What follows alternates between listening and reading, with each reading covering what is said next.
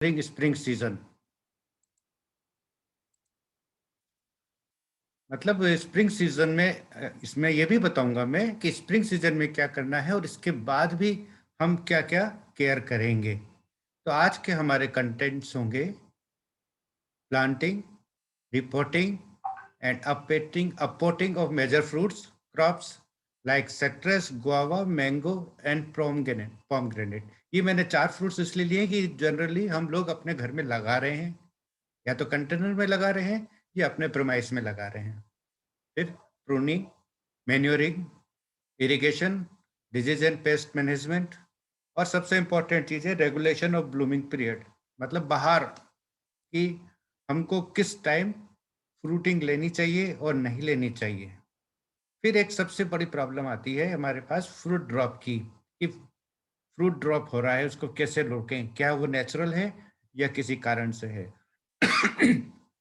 इसको हम आगे हम पढ़ेंगे और देखेंगे।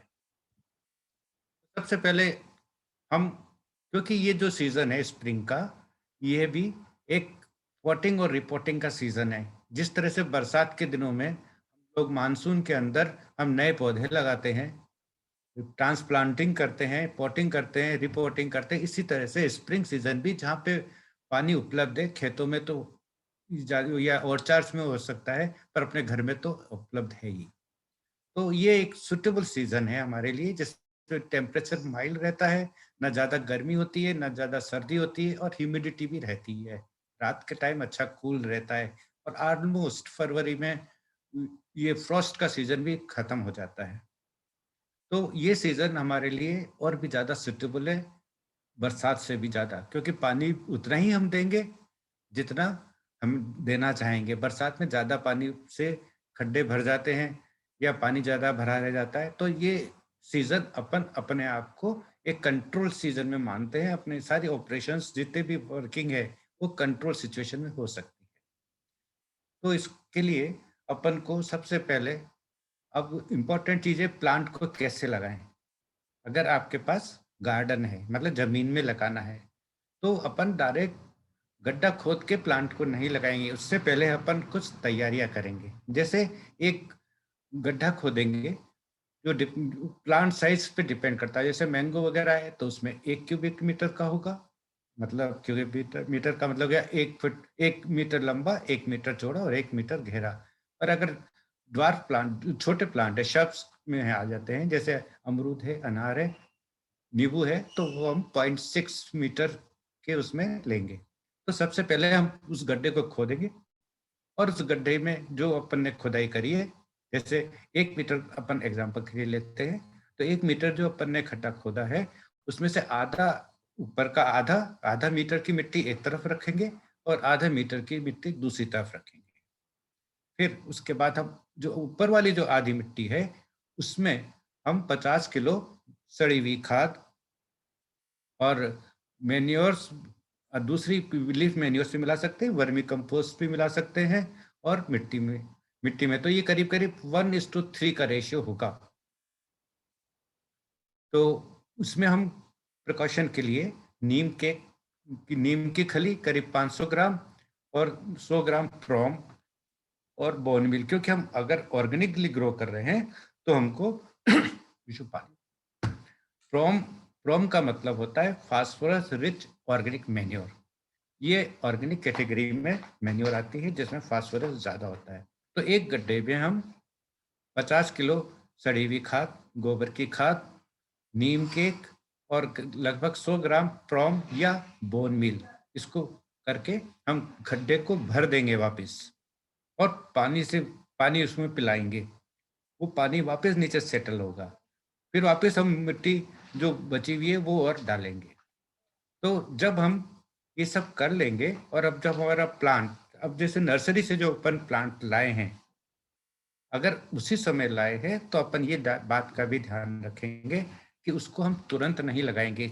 कम से कम 1 सप्ताह तक नर्सरी वाले प्लांट जैसा जिसमें आया है, थैली में आया है या उसमें गमले में आया है, उसको हम एक सेमी शेड एरिया में, डायरेक्ट धूप में नहीं, 7-8 दिन के लिए उसको हम रखेंगे। उससे क्या होगा कि है ना, वो आपके एनवायरनमेंट को एक्लिमेटाइज कर जाएगा। और उसके बाद हम उसको प्लांट करेंगे। अब उसमें अपन ने गड्ढा वैसे तो अपन ने 1 मीटर का बनाया था, पर फिर हमने उसको पूरा भर दिया। अपर हाफ में सारा ये मैन्योर्स वगैरह मिला के हमने उसको भर दिया। अब उसमें हम वापस खोदेंगे और उतना ही खोदेंगे जितना रूट बॉल आपका उसमें थी प्लांट में, उससे थोड़ी सी बढ़ ज्यादा करके, और उसमें उस प्लांट को रखेंगे।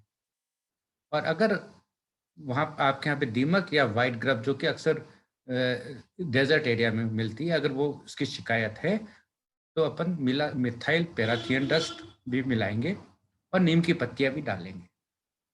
और उसके बाद हम अच्छी तरह से प्लांट रख के और अच्छी तरह से हम प्रेस करेंगे और फिर हम पानी देंगे। अगर आवश्यकता है तो उसमें स्टेकिंग करके डंडियां भी लगाएंगे। अच्छा, अगेन एक और बात, अगर आपका प्लांट बड़ा है, उसमें पत्तियां बहुत सारी हैं, तो उसकी पत्तियां भी नीचे से अपन कम कर लेंगे, टर्मिनल को बचाते हुए नीचे की पत्तियां कम कर लेंगे, तो प्लांट जल्दी रिकवर होगा। तो ये तो हुई बात कि हम प्लांट को किस तरह से अपने गार्डन में लगाएं।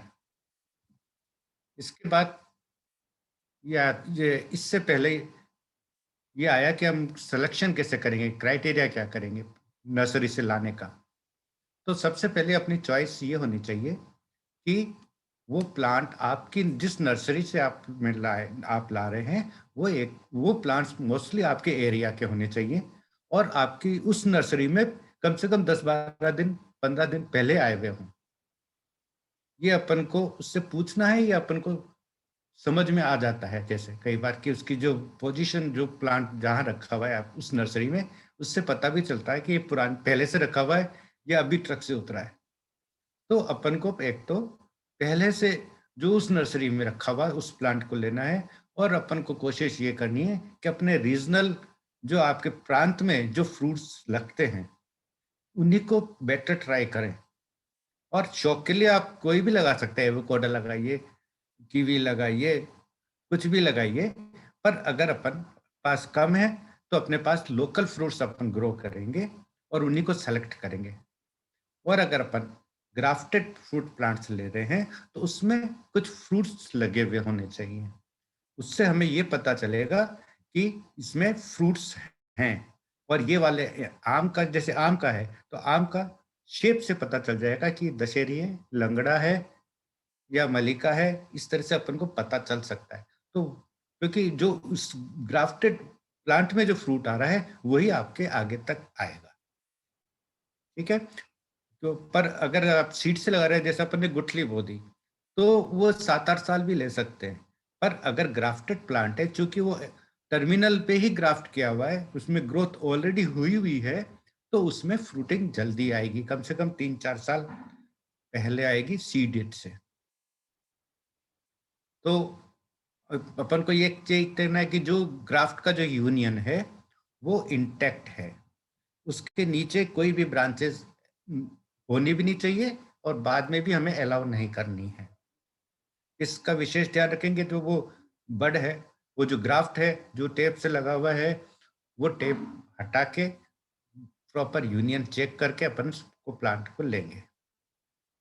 फिर एक और सिचुएशन आती है रूट रूट बाउंड प्लांट की। मतलब गमले में इतनी जड़ें, मतलब प्लांट बहुत पुराना हो गया है और उसमें इतनी जड़ें हो गई है कि उसकी ग्रोथ चेक हो रही है। तो हमको ऐसे प्लांट्स को अवॉइड करना चाहिए कि हम ऐसे प्लांट को नहीं ले जिसके गमले में से जड़ें निकल रही हो। और फिर भी अगर लेते हैं तो उसका क्या करेंगे वो मैं आपको आगे बताऊंगा। तो जो भी फ्रूट प्लांट्स हम ले रहे हैं, चाहे उसमें फ्रूट्स आ रहे लगे हुए हैं, तो भी अपन को कम से कम 3 साल तक फ्रूट्स अलाउ नहीं करने हैं। अव्वल तो क्या होता है कि जब जो फ्रूट लगे हुए आते हैं और आप जिनको देख के आप खुश होते हो कि हमारे तो फ्रूट्स लगेंगे, उसके बाद वो फ्रूट्स नहीं आते, 2-3 साल तक नहीं आते। अगर फिर भी थोड़े थोड़े से फ्लावरिंग या फ्रूटिंग हो रही है तो हमें उसको डिसअलाउ करनी चाहिए, उसका डिसबडिंग करते हैं, हटा देंगे जिससे कि प्लांट का विगर और ग्रोथ अच्छी हो जाए।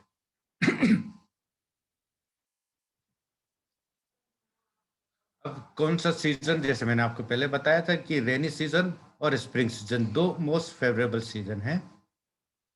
तो हम पौधा लाए, प्लास्टिक हटाया। प्लास्टिक भी अपन को इस तरह से हटाना चाहिए कि कटिंग करके बिल्कुल हटा देना चाहिए। और अगर गमला है, गमले में लाए हैं, तो उस गमले में कुछ दिनों तक पानी नहीं देना है, जिससे कि जब हम उसको उल्टा करके ठप ठप करके पौधा निकालेंगे तो वो इजीली निकल जाएगा। उससे क्या होगा कि आपका रूट बॉल इंटैक्ट रहेगा। तो अपन को जब भी किसी गमले में, चाहे पोटिंग हो चाहे रिपोर्टिंग हो, कुछ भी करना है तो कुछ दिन उसमें पानी रोक लेंगे, जिससे कि हम जब गमला को डिटेच करें उससे तो वो आसानी से हो जाए।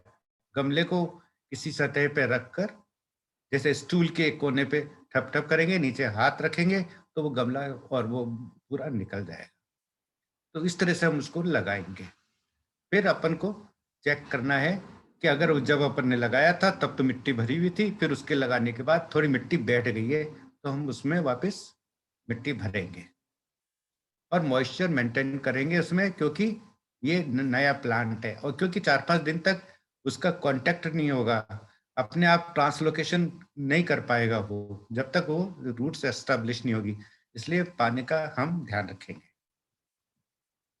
जब पानी की बात आई तो सबसे आसान एक और बहुत अच्छा तरीका है जो मैं आपको अगली स्लाइड में बताऊंगा, कि जैसा कि मैंने आपको कहा है कि पहले साल में हमको 2-3 दिन में चेक करना चाहिए, ड्राई सीजन में पानी देना चाहिए और बरसात के दिनों में पानी नहीं रुकना चाहिए। ये दोनों ही चीजें होंगी। अब जब प्लांट 2 से 5 साल का हो जाएगा तो हमका इंटरवल हम बढ़ा सकते हैं। तो इम्पोर्टेंट चीज बात क्या हो गया कि अपन को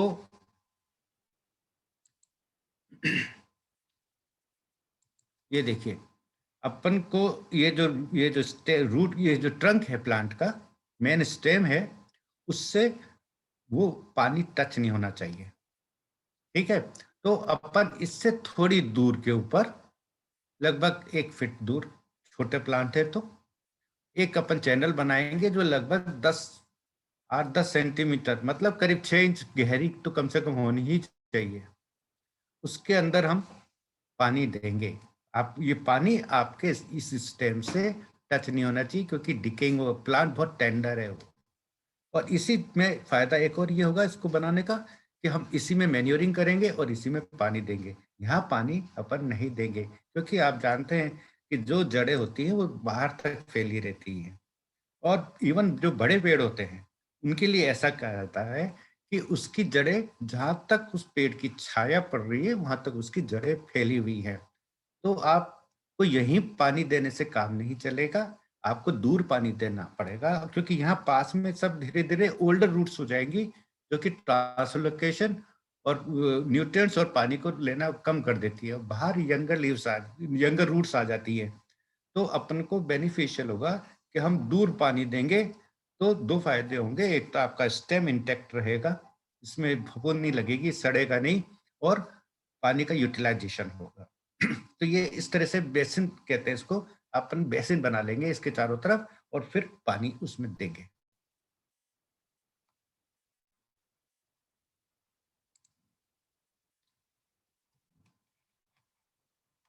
अब ये देखिए एक बात, हालांकि ये जो फोटो है ये एक खेत में दिखा रखा है, पर ये इम्पोर्टेंट मेरे को ज्यादा लगता है अपने घरों में, क्योंकि अपने घरों से, अपने घर से और बाउंड्री की दूरी अमूमन सामान्यतः 15 फीट से ज्यादा नहीं होती, और होती है तो बहुत ज्यादा होती है। तो अच्छी बात है, क्योंकि अपन दूर रखते हैं। और फिर एक और प्रॉब्लम है कि हम उस फर्श को भी पक्का कर देते हैं, क्योंकि जगह कम है, वहां लॉन भी लगा दिया, सब लगा दिया, और या फिर पक्का कर दिया। तो इस सबसे अच्छा तरीका अभी जो है वो है कि अपन इसको, जब अपन लगा रहे हैं या बाद में भी, एक इस तरह से ड्रेनेज पाइप 3 इंची वाला, इसको अपन इसके गमले के साथ दबा दे उसी खड्डे में। तो अब देखिए, और उसमें भर देंगे हम कंकड़, और तो उसमें जब हम पानी देंगे तो वो सीधा नीचे की रूट जोन में जाएगा, इधर उधर नहीं जाएगा। उस और अपन को मैन्योर भी देंगे तो भी सीधे रूट्स में मिलेगी ऊपर, क्योंकि ऊपर घास पात नहीं होगी, कोई वीड्स नहीं होंगी, क्योंकि ऊपर गीला नहीं हो रहा है। तो अगर अपन इसको अपन डेवलप कर सके, पहले भी कर, अगर प्लांट लगा रहे हैं तो उसी वक्त एक डाल दें। 1 मीटर का आपने खड्डा खोदा था तो इसमें 1 मीटर में एक पाइप भी डाल दिया और उसमें कंकड़ भर दिए, जिससे कि पानी उसमें सीधा चला जाए नीचे। तो ये एक शुरुआत की भी प्रैक्टिस अच्छी है, और बाद में भी अगर आप इसको कॉन्शियस हैं। और अक्सर क्या होता है कि अपन, एक ही शिकायत होती है पेड़ों से, फल वाले पेड़ों से, कि फ्रूट्स नहीं आ रहे। पहले तो बहुत आते थे, अब नहीं आ रहे। अब हम इसके लिए हमें ये देखना चाहिए कि हमने उसको क्या दिया। क्या हमने उसको समय पे खाद दिया, पानी दिया, उसकी ट्रेनिंग, वो प्रूनिंग करी थी, स्प्रे करे थे या नहीं करे थे। अपन केवल उससे अपेक्षा रख रहे हैं कि हमने तो कुछ नहीं किया पर उसको देना चाहिए। ऐसा नहीं होता है, क्योंकि शुरू शुरू में तो आपने ले लिया, और एक और मिथ मान के चल रहे हैं कि ये तो बहुत दूर दूर से पानी ले रहा होगा, या बाउंड्री के पास है तो बाहर नाली तक जड़ी चली गई होंगी, तो अपने आप ले रहा होगा। ऐसा नहीं होता है। तो आप, अगर आपने वो पेड़ लगाया है, खास तौर से फलदार पेड़ लगाया है, तो आपको विशेष ध्यान उसके न्यूट्रिशन का और उसके पानी का, और कम देना है, कब देना है, इसका ध्यान रखना होगा। तो ये एक आसान तरीका जो मैंने आपको बताया है, अगर आप इसको करेंगे तो आपके फ्रूट प्लांट्स में फ्रूटिंग अच्छी आएगी।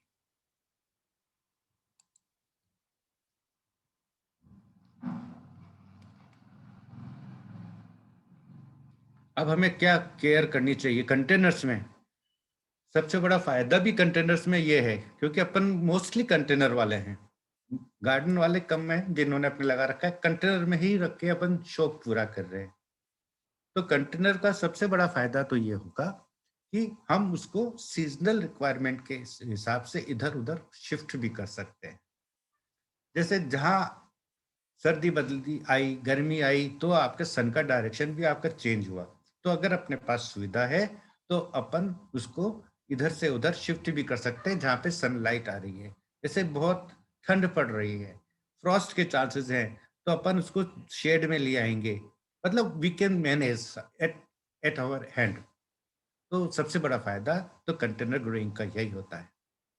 अच्छा, उसके अलावा जो ग्राउंड प्लांटेड फ्रूट्स होते हैं, उससे पहले कंटेनर्स में फ्रूट आते हैं। इसका कारण मुख्य यह है कि वो स्ट्रेस मिल रहा है, उसको इतना ज्यादा फैलने की जगह नहीं मिल रही है, तो वो ग्रोथ कम हो रही है। तो फ्रूटिंग पार्ट में ज्यादा, वो रिप्रोडक्टिव पार्ट में ज्यादा रहेगा और ग्रोथ में कम रहेगा, और स्ट्रेस देने से उसमें फ्लावरिंग और फ्रूटिंग ज्यादा आएगी। तो हालांकि कम आएगी, पर ग्राउंड की अपेक्षा कंटेनर में फ्रूट्स पहले आएंगे। फिर ब्लॉसम सीजन में, ये जो अगर अपन पानी दे देते हैं ज्यादा तो पत्ते झड़ते हैं। इसलिए सबसे इम्पोर्टेंट मॉइस्चर मेंटेनेंस है, और सबसे ज्यादा डिफिकल्ट कंटेनर में है कि कंटेनर में मॉइस्चर भी मेंटेन करना है, और जब फ्लावरिंग सीजन आने वाला है उससे पहले आपको ड्राई भी रखना है। तो अपन को इस तरह से उसके मीडियम में ऐसा कुछ चीजें मिलानी पड़ेंगी कि उसमें नमी भी रहे कंटेनर में, और ज्यादा भी नहीं हो। तो उस टाइम अपन को उसका ये मॉइस्चर मैनेजमेंट बहुत जरूरी है।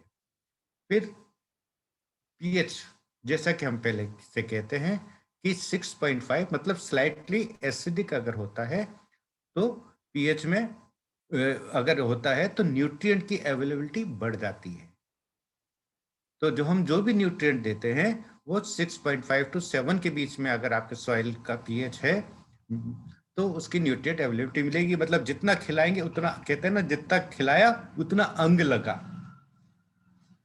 और कहते हैं कि तो कितना भी खिला लो ये तो दुबला की दुबला रहता है। उसी तरह अगर पीएच कम है तो आप जितना कि उसको न्यूट्रिशन देंगे वो सब बेनिफिशियल मतलब डायरेक्शन में जाएगा।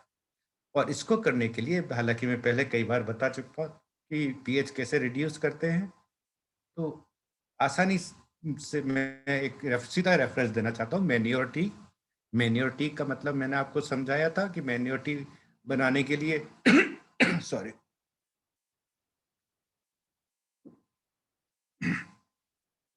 एक गोबर की खाद या वर्मी कंपोस्ट को एक बोरी में डाल के उसको एक ड्रम के अंदर या फैले हुए उसमें टंकी में या किसी बड़े वेसल में आप उस बोरी को डाल दीजिए।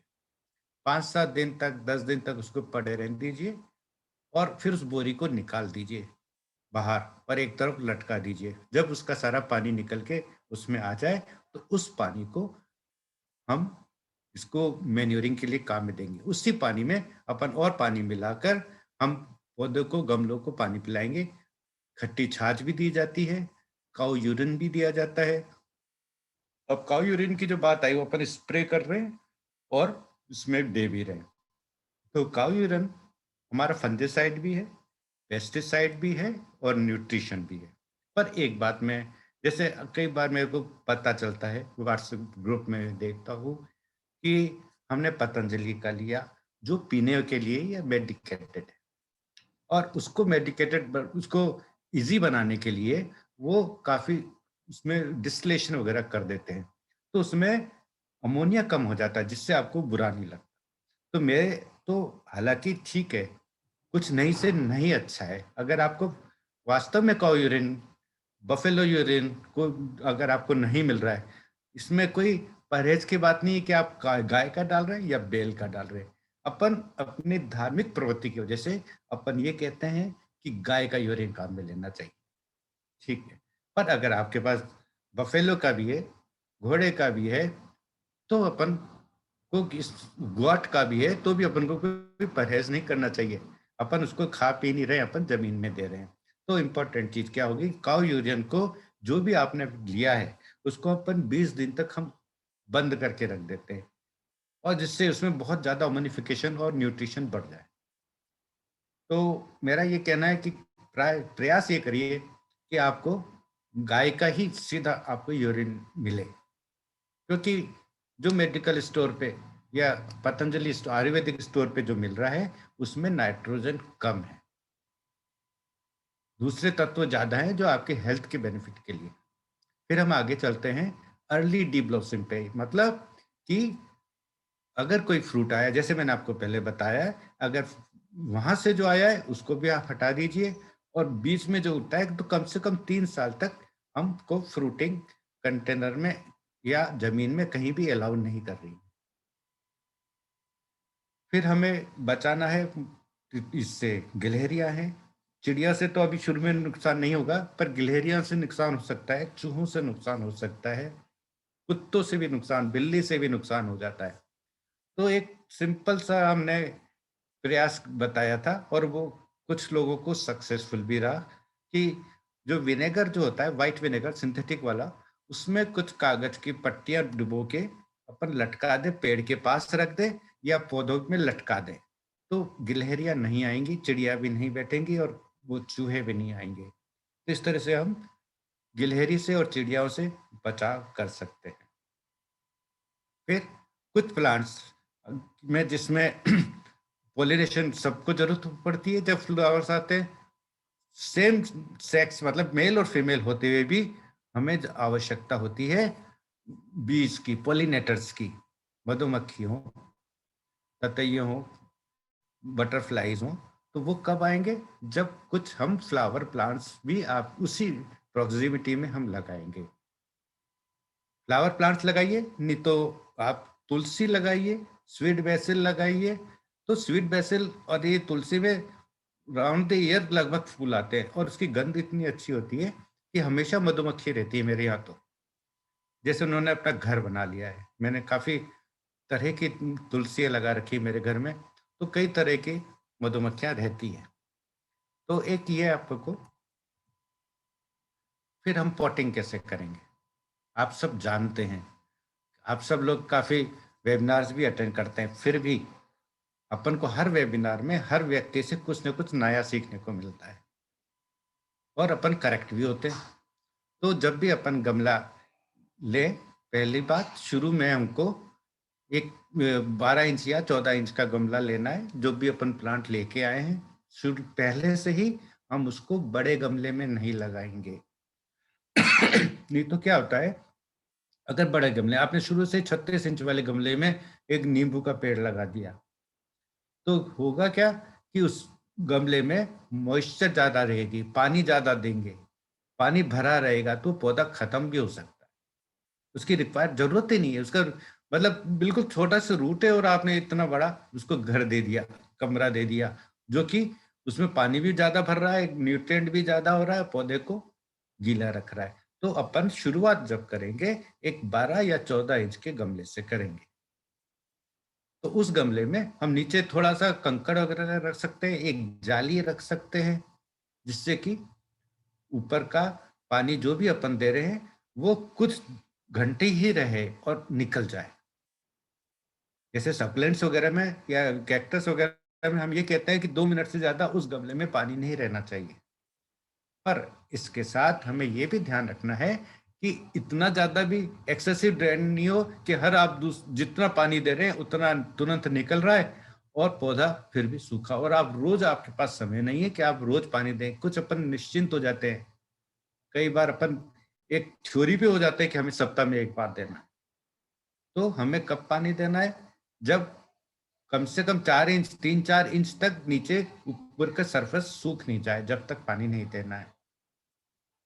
और अगर वो भले ही वो 5 दिन में सूखे चाहे 7 दिन में, एक सिंपल एक 2 फिंगर टेस्ट कहा जाता है कि आप दोनों उंगली घुसा के देखिए, आपके दो पोरवे तक अगर नमी है तो हमें पानी नहीं देना है, वरना देना है। तो अपन जब मिक्सचर बना रहे हैं इसका, तो इसमें 30% सॉइल और 30% कोकोपिट और 20% मैन्योर और 20% सैंड, पूरे हो गए 100 का। तो इस तरह से ये एक मिनिमम बेसिक मिक्सचर है। फिर इसके अंदर आप ऐड कर सकते हैं कुछ भी, प्रॉम दिया, बॉर्न मिल दिया न्यूट्रिशन के लिए, वर्मी कंपोस्ट लिया या लीफ मैन्योर दी, कुछ भी ली। अब एक थोड़ी सी एक बात कई बार चर्चा में अपने ग्रुप में भी आई है, मैंने कुछ वेबिनार्स भी अटेंड करी थी, उसमें एक कंफ्यूजन है कोकोपिट और सॉडस्ट का, मतलब लकड़ी का बुरादा का। तो ऐसा कहा गया है कि कोकोपिट आपको दिल्ली में नहीं डालना चाहिए, कोकोपिट केवल कोस्टल एरिया के लिए सूट करता है। कोकोपिट के लिए कोई जगह नहीं है, सब जगह के लिए सूटेबल है, क्योंकि अपन जब कोकोपिट अपन यूज कर रहे हैं तो कम से कम 2-3 बार पानी में से उसमें से पानी निकालकर उसकी इलेक्ट्रिक कंडक्टिविटी कम कर रहे हैं। इसके अलावा कोकोपिट आजकल उसका अगर अपन स्पेसिफिकेशन देखें तो कई बार कुछ फ्रेश वाटर में कर रहे हैं। कोकोपिट बनता कैसा है आप जानते होंगे कि जो नारियल होता है, cocopeat is a by product of coir factory. जो कोयर जहां तैयार हो रहा है तो उसके लिए उससे पहले नारियल के जो छिलके ऊपर शेल उतारे जाते हैं नारियल निकालने के बाद, उनको एक पानी का एक पॉन्ड होता है उनका, वो क्या कहते हैं, होदी वो जैसी होती है, उसके अंदर उन सबको डाल देते हैं। फिर वो लिग्निफिकेशन होके वो फाइबर धीरे धीरे अलग होते हैं। तो वो जो पानी जो होता है वो इम्पोर्टेंट है कि वो समुद्र का पानी ले रहे हैं या फ्रेश वाटर ले रहे हैं। तो नो डाउट आजकल केवल ये जो कोयर फैक्ट्रीज केवल कोस्टल रीजन में नहीं है, नॉर्दर्न इंडिया में भी कई जगह हैं। अच्छा, फिर आजकल वो स्पेसिफाई कर रहे हैं कि ये कोकोपिट फ्रेश वाटर से बनाया गया है। और अगर नहीं भी बनाया गया और अगर आपको कुछ कोई अब अपने क्वालिटी का कोई मेजरमेंट, मतलब भरोसे वाली नहीं बात है, तो अपन को सीधी सी बात ये करनी है कोकोपिट के लिए कि हम एक कोकोपिट की ब्रिक को लेंगे, उसको एक बोरी में डालेंगे और उस बोरी को एक ड्रम में डाल देंगे, 100 लीटर वाले ड्रम। मैं जैसा करता हूँ, मैं अपनी बात कर रहा हूँ। और उस बोरी को बोरी सहित उसमें पड़ा रहने देंगे, ओवरनाइट छोड़ा पानी, फिर उस ड्रम को उल्टा कर दिया और उसको बोरी को बाहर रख दिया, जैसे रात को करा और सुबह बोरी खाली कर दी, मतलब पानी खाली कर दिया, बोरी में से अपन कोकोपिट नहीं हटा रहे और बोरी यूं क्यों सरका के एक तरफ रख दी, दिन भर में उसका पानी निकल गया। अब शाम के टाइम वापस हमने उसको सरका के उसके ड्रम में डाला, फिर पानी भर दिया। ठीक है, ये तो हो गया 2 बार। अगर आप 2 बार कर रहे हैं तो ठीक है, पर दूसरी बार करने में आप एक काम और कर सकते हैं कि आप एक फिटकरी का डला भी डाल दीजिए उसमें। फिटकरी का जो पीएच होता है वो 3 to 4 ही होता है, तो उस फिटकरी के पानी में उसको रात भर पड़े रहने दीजिए, तो भी उसकी एल्कलिनिटी कम हो जाएगी। और 60 टेस्ट में और कोकोपीट में साडस्ट जो है, लकड़ी का बुरादा, उसके कुछ नुकसान है। फायदा यह है कि वो सस्ता है, और नुकसान ये है कि वो जो लकड़ी का बुरादा है वो भी न्यूट्रिएंट को एब्जॉर्व कर लेता है। कोकोपीट करता है पर वो छोड़ देता है जब नमी खत्म होती है। पर कोकोपीट, उसमें लकड़ी का बुरादा उसको नाइट्रोजन को एब्जॉर्ब लेता है। तो कई बार खाली लकड़ी के बुरादे में जो लगाया जाता है तो उसमें पौधे पीले हो जाते हैं। एक तो वो सड़ता है, कोकोपीट कभी भी नहीं सड़ता क्योंकि वो डिसइंटीग्रेट नहीं होता है। तो कोकोपीट जो बुरादा है वो सड़ जाता है, उसमें फफूंद भी आ सकती है। तो मैं तो ये कहूंगा कि आप इस मिथ से बाहर निकले कि कोकोपीट दिल्ली में काम नहीं आएगा, है ना। तो कोकोपीट ऐसा कुछ भी नहीं है। आपको दिल्ली क्या, राजस्थान क्या, सब जगह कोकोपीट बहुत यूजफुल है, बशर्ते मैंने जो आपको बताया है तरीका, उसको आप यूज करेंगे तो बहुत बेनिफिशियल है। ठीक है सर, अब अपन आगे चलते हैं कि जैसा कि मैंने आपसे कहा था कि जो आप मीडियम रख रहे हैं वो मीडियम लूज इतना भी नहीं होना चाहिए कि वो सारा पानी निकल जाए। फिर अपन जब पौधे लगा रहे हैं तो मैंने आपसे जैसा बताया कि 8-10 दिन तक उसकी रूट्स इस लायक नहीं होती कि वो अपने आप न्यूट्रिशन लें। तो वो जो उसके पास जो न्यूट्रिशन स्टोर्ड होता है उसी से काम में चलाती है। इसलिए पौधा लगाने के 8-10 दिन तक आप ऊपर से न्यूट्रिशन मत दीजिए, वो वेस्ट भी जाएगा, हो सकता है नुकसान भी कर। तो जब उसमें नई कोपले फूटने लग जाए आपके नए प्लांट में, then you start liquid fertilization या ग्रेनुलर या मैन्योरिंग, जैसे मैंने आपको पहले बताया।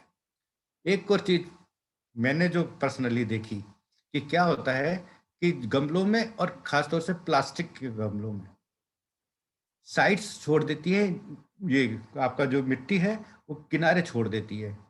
तो अपन को उन किनारों को दबाना है जिससे कि ऐसा नहीं हो कि जो अपन पानी दे वो साइड से सीधा नीचे चला जाए और आपका प्लांट में नहीं रहे।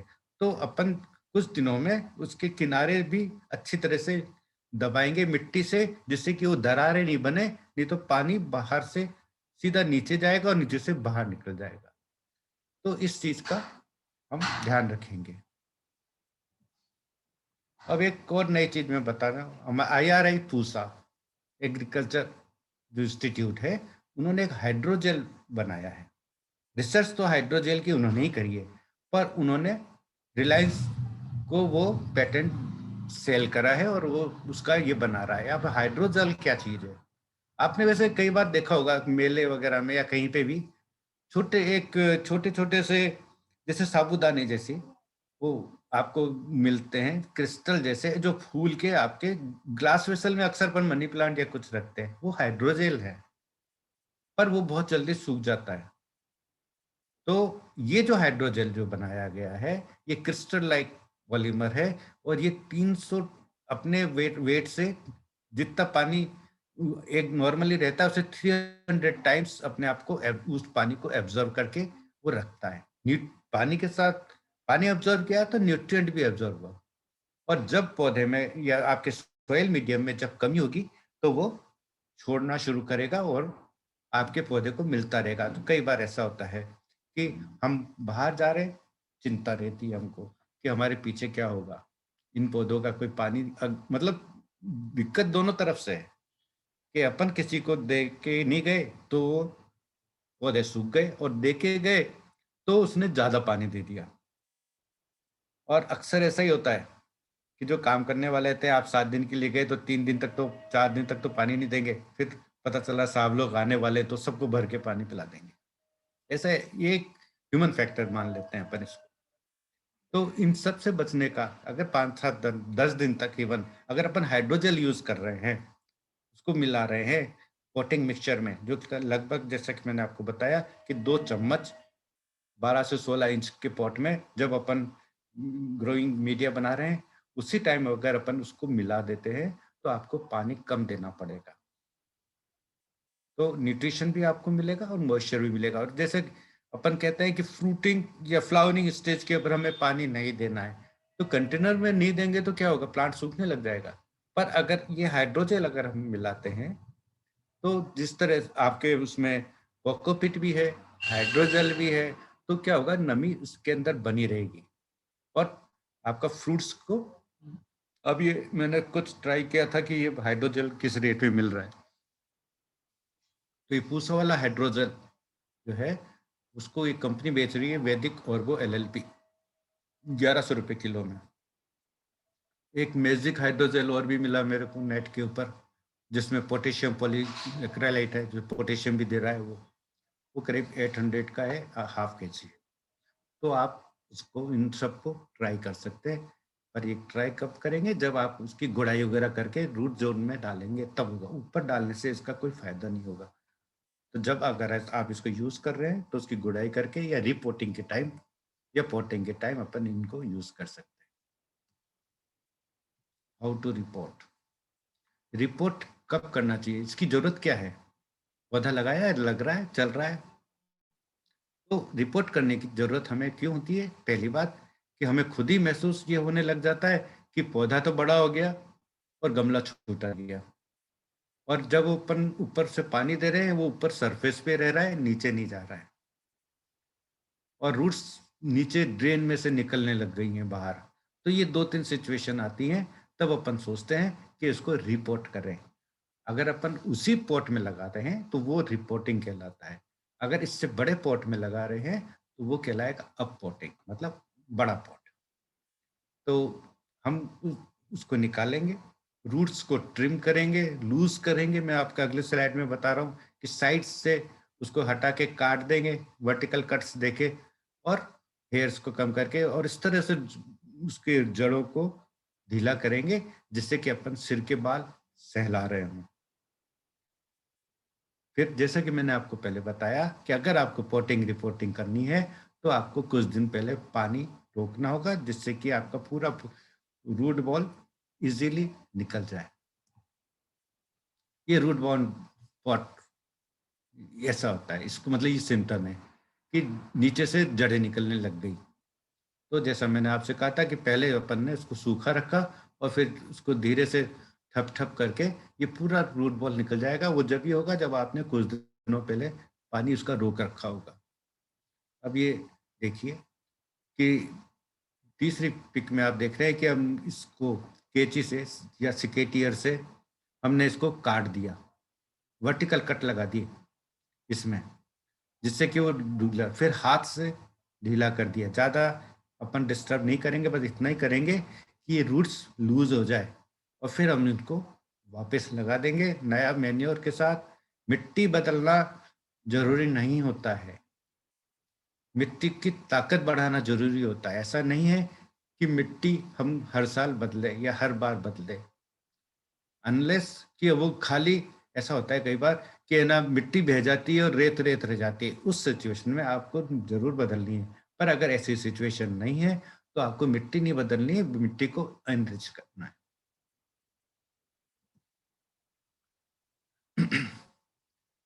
पोटिंग, अब पोटिंग का मतलब जैसे मैंने आपको बताया कि हमें छोटे से बड़े पॉट में ले जाना है। और ये कब करना चाहिए, जैसे कि अगर आपका ये ऐसा लगे कि प्लांट बड़ा हो गया है और पॉट छोटा हो गया है। और अपकटिंग जैसे मैंने आपको बताया कि पहले लाया अपन छोटे पॉट में लगाया, अगले साल उसको थोड़ा सा और बड़े पॉट में लगाया, और तीसरी बार हम उसको तीसरे साल में, अपन मान के चल रहे हैं कि ग्राफ्टेड लाए तो फ्रूटिंग शुरू होगी, तो एक डिजायर्ड में 24 से 36 इंच वाले गमले में लगा देंगे। तो ये अपपोटिंग इसीलिए जरूरी है। तो जैसा ये मैंने बताया कि अपपोटिंग करने का एक और फायदा होता है कि ड्वार्फिज्म, मतलब अपन अपने फ्रूट प्लांट को बॉन्साई जैसा ग्रो करेंगे शुरू में, तो उसकी एज तो पूरी हो जाएगी पर ग्रोथ ज्यादा नहीं होगी, वही हमें चाहिए। नहीं तो एक पेड़ जो कि 20 फीट या 25 फीट का होता है, उसको आप मेंटेन करना चाहते हो 4 या 5 फीट की हाइट के तक, तो वो कैसे संभव होगा, उसी बॉन्साई टेक्निक से होगा, जिसमें रूट प्रूनिंग करेंगे, स्टेम प्रूनिंग करेंगे, शूट प्रूनिंग करेंगे और प्लांट को ड्वार्फ बना के रखेंगे, तभी वो अपने काबू में रहेगा।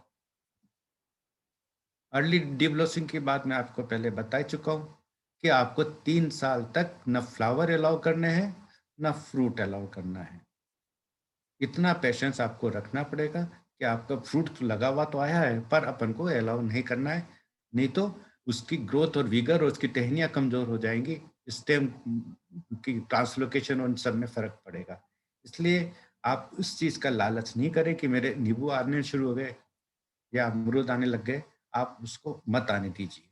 और अच्छे फल, प्रतीक्षा का फल मीठा होता है, वो ये वही वाला फल है जो प्रतीक्षा करने पे हमें मिला है।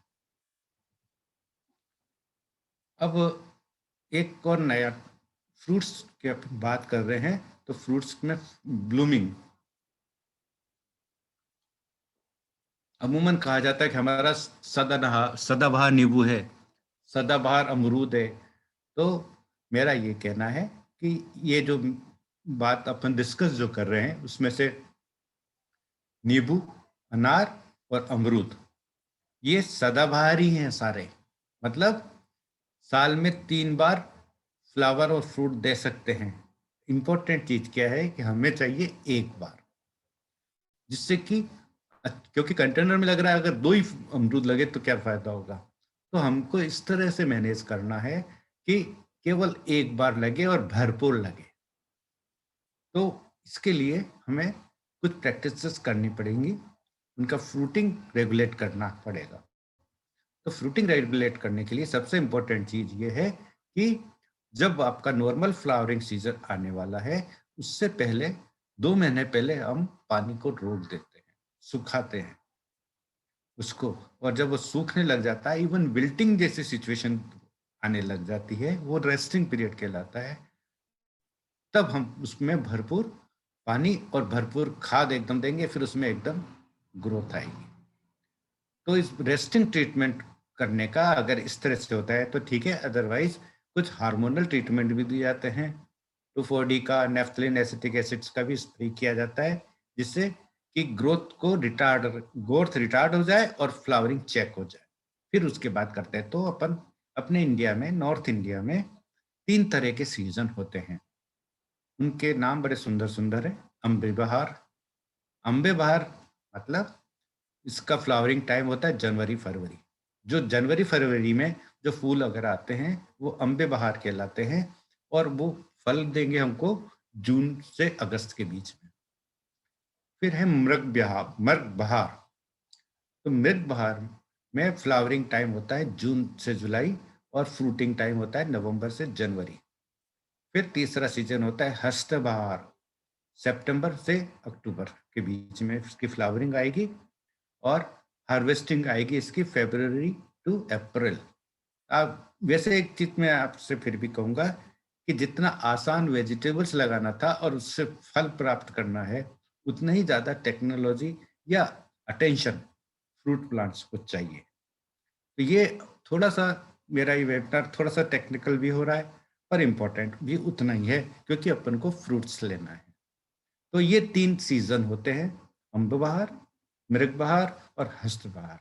इन 3 सीजन में से आपको सेलेक्ट करना है कि हमें कौन से सीजन में फ्रूट चाहिए। अब अक्सर क्या होता है कि बाजार में कब आ रहा है ना, वो इम्पोर्टेंट है, या ऑफ सीजन वाला जैसे कहा जाता है, ऑफ सीजन में जब 100 रुपए किलो भिंडी थी तब हमको चाहिए, या 20 रुपए किलो मिल रही भिंडी जब चाहिए। तो अपन अक्सर इसलिए कहते हैं ना कि ऑफ सीजन में हमें फायदा मिलता है। पर ऑर्गेनिक में थोड़ी प्रॉब्लम होती है कि ऑफ सीजन में चाहे फ्लावर लगाएंगे या फ्रूट लेंगे तो कीड़े ज्यादा लगते हैं, बीमारी ज्यादा आती है। अगर ऑन सीजन में क्या होता है कि ना, ये सब कीड़े हो और बीमारी सब होती है, पर वो चूंकि बहुत सारे जगह जगह वो सब्जी या फल आ रहे हैं, तो वो डिस्ट्रीब्यूट हो जाते हैं। तो नॉर्मल सीजन हम अक्सर कहा करते हैं कि ऑर्गेनिक ग्रो करना है, तो हमें अर्ली और लेट नहीं, हमें नॉर्मल सीजन में वेजिटेबल्स भी लगाने चाहिए। तो अब अपन बात करें कि ये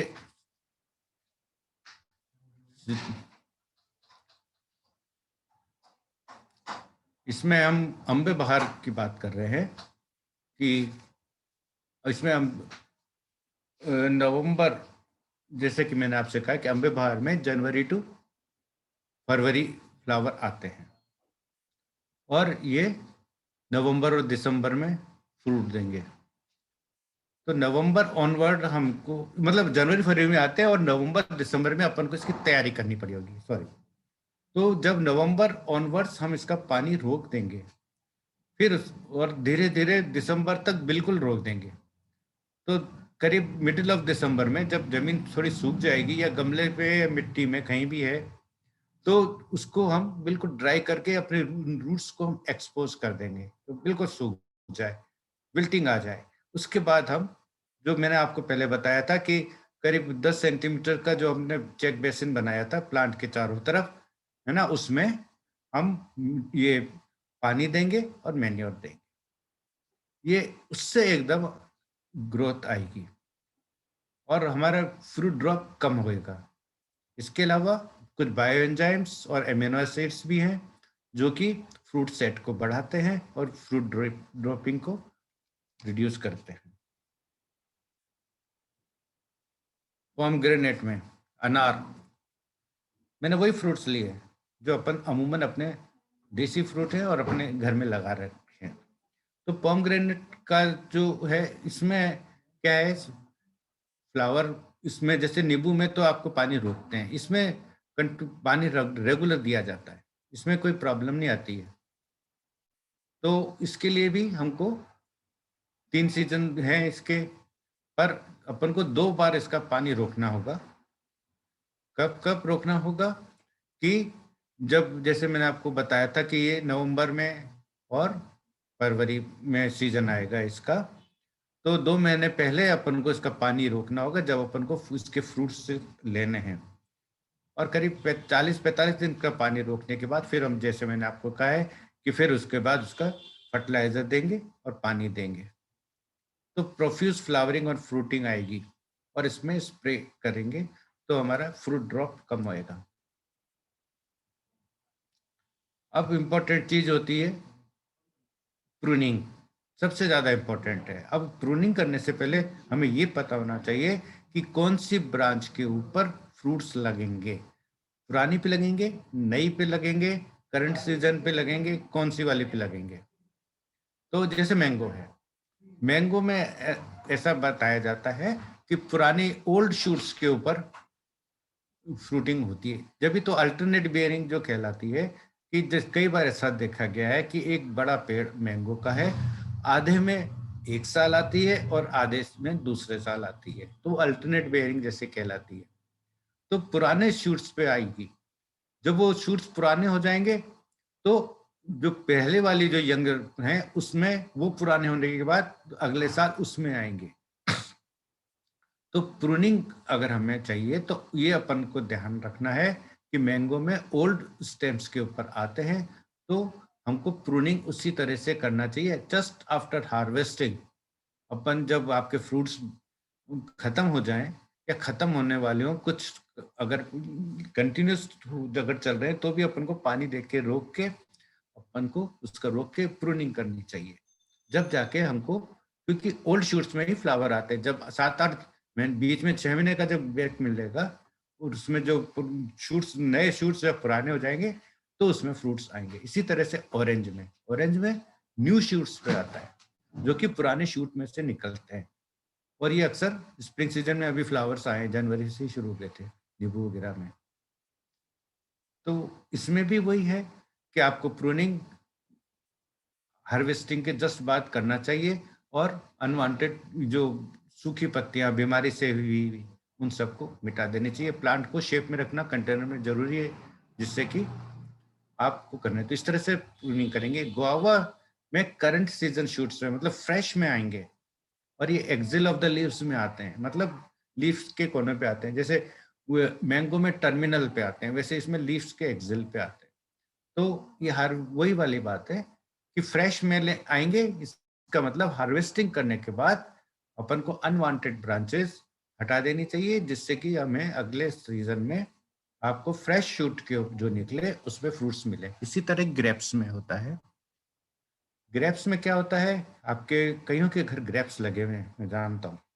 तो उनमें क्या कर रहे हैं कि मिड दिसंबर टू मिड जनवरी हम प्रूनिंग करते हैं। और जैसा कि बताया जाता है कि इन जनरल पुराने उसके ऊपर स्टेम्स के ऊपर या वाइन्स कहलाती हैं, उसमें वाइन्स पे आते हैं 3 से 5 बड छोड़ देते हैं हर स्टेम की, हर, और उसके बाद पूरे की कटिंग कर देते हैं क्योंकि वो भी फ्रेश लीफ पे आएगा। पर अब जैसे कुछ ये वेरी करता है अलग अलग वेराइटीज के साथ। जैसे जो सीडलेस वेराइटी है जिसको थॉमसन सीडलेस भी कहा जाता है, बहुत पुरानी वेराइटी है, उसमें 9 से 12 बड एक वाइन में छोड़े जाते हैं, उसके बाद उसमें हो जाता है, रखा जाता है। तो ग्रेप्स में ये फर्क है कि वैरायटी पे थोड़ा डिपेंड करता है, तो अपन को उसी हिसाब से करना है। पर आएंगे सब फ्रेश में। पॉमग्रेनेट, पॉमग्रेनेट में क्या होता है कि ज्यादा प्रूनिंग की जरूरत नहीं होती है। अपन को ध्यान केवल ये रखना है कि इसमें नीचे से सक्कर्स निकलते हैं, जड़ में से, जमीन में से भी कुछ पौधे निकलते रहते हैं, या नीचे से ब्रांचिंग निकल रही है, या कुछ बीमारियों से ट्विक्स में इसके आ रहे हैं कीड़े वगैरह। तो वो हार ज्यादा इसको प्रूनिंग की जरूरत नहीं है, क्योंकि ये नए और पुराने से इसमें फर्क नहीं पड़ रहा है। इसमें हर स्टेम के ऊपर, हर शूट के ऊपर इसमें फ्रूट आएंगे। जैसे मैंने आपको पहले बताया था कि बायो एंजाइम वगैरह होते हैं जिनसे आप 30 to 50 तक % तक आप फ्रूट शेड रोक सकते हैं और यील्ड बढ़ा सकते हैं। ये मोस्टली बायोजाइम बाजार में कई तरीके के मिल रहे हैं, बीटाजाइम के नाम से या कुछ भी जो भी मिल रहे हो, और कुछ सीवेड एक्सट्रैक्ट्स भी हैं जो कि हेल्प कर रहे हैं आपके फ्लावर्स को मेंटेन करने की, फ्रूट्स की मेंटेन करने की, बढ़ाने की, ग्रोथ को और साइज बढ़ाने के लिए। तो एक और चीज आ रही है कि पोटेशियम ह्यूमेट्स भी आ रहे हैं। ये भी बहुत अच्छी चीज है। ये इफ्को बाजार पे मिल रहे हैं, पोटेशियम ह्यूमेट्स, अमीनो एसिड्स, सागारिका, ये सब चीजें बड़ी अच्छी हैं और इनको अपन को अवश्य यूज करना चाहिए, क्योंकि ये तो उसमें आ रहे हैं, पाउडर फॉर्म में भी आ रहे हैं और लिक्विड फॉर्म में भी आ रहे हैं। तो फ्लावरिंग खत्म होने के बाद अपन अगर इन सबको स्प्रे करते रहेंगे तो अपना फ्रूट शेड कम होगा और प्लांट का साइज ज्यादा अच्छा होगा, क्योंकि ये माइक्रो न्यूट्रिएंट की भी रिक्वायरमेंट पूरी कर रहे हैं और ग्रोथ और प्रोमोटिंग एजेंट्स भी हैं। फिर मैंने आपसे कहा था न्यूट्रिशन, अगर आप इसको परहेज नहीं करते हैं, देखिए ये जो न्यूट्रिएंट्स हैं, केमिकल न्यूट्रिएंट्स, ये वेजिटेबल्स में आपके एडिबल, क्योंकि पीरियड बहुत कम होता है, 50-60 दिन में आपको वेजिटेबल कंज्यूम होता है, या 40 दिन के बाद आपका सब्जियां तोड़ने लग जाते हैं, 30 दिन बाद ही। लीफी में तो और भी जल्दी हो जाता है। इसलिए अपन एक बार ये सोच लें कि लीफी वेजिटेबल्स या वेजिटेबल्स में अपन केमिकल फर्टिलाइजर को यूज नहीं करें। कोई बात नहीं कर सकते हैं, क्योंकि उनकी लाइफ भी कम होती है, उनकी ग्रोथ भी कम होती है। पर फ्रूट्स में तो मैं ये सजेस्ट करूंगा कि आपको थोड़े से केमिकल न्यूट्रिएंट अवश्य यूज करने चाहिए, क्योंकि ये लंबे पीरियड तक चलते हैं और ये एब्जॉर्प्शन में नहीं आते आपके, जब तक आपने दिया है शुरू में। उसके बाद अब जैसे एक नींबू का फूल बना और नींबू पका, 6 से 7 महीने लग जाते हैं, तो आपने जो शुरू में न्यूट्रिएंट दिया उसका कोई भी ट्रेस उस फ्रूट में नहीं होगा। पर अगर आपने न्यूट्रिएंट नहीं दिया तो हो सकता है फ्रूट साइज आपका पुअर हो। तो मैं ये आप लोगों को सलाह दूंगा कि ये जो न्यूट्रिएंट्स हैं, जिसका फोलियर स्प्रे कर रहे हैं, जमीन में भी नहीं कर रहे आप, वो भी कर सकते हैं। अगर आप फोलियर स्प्रे करते हैं तो इसके कोई ट्रेसेस आपके फ्रूट में नहीं आएंगे।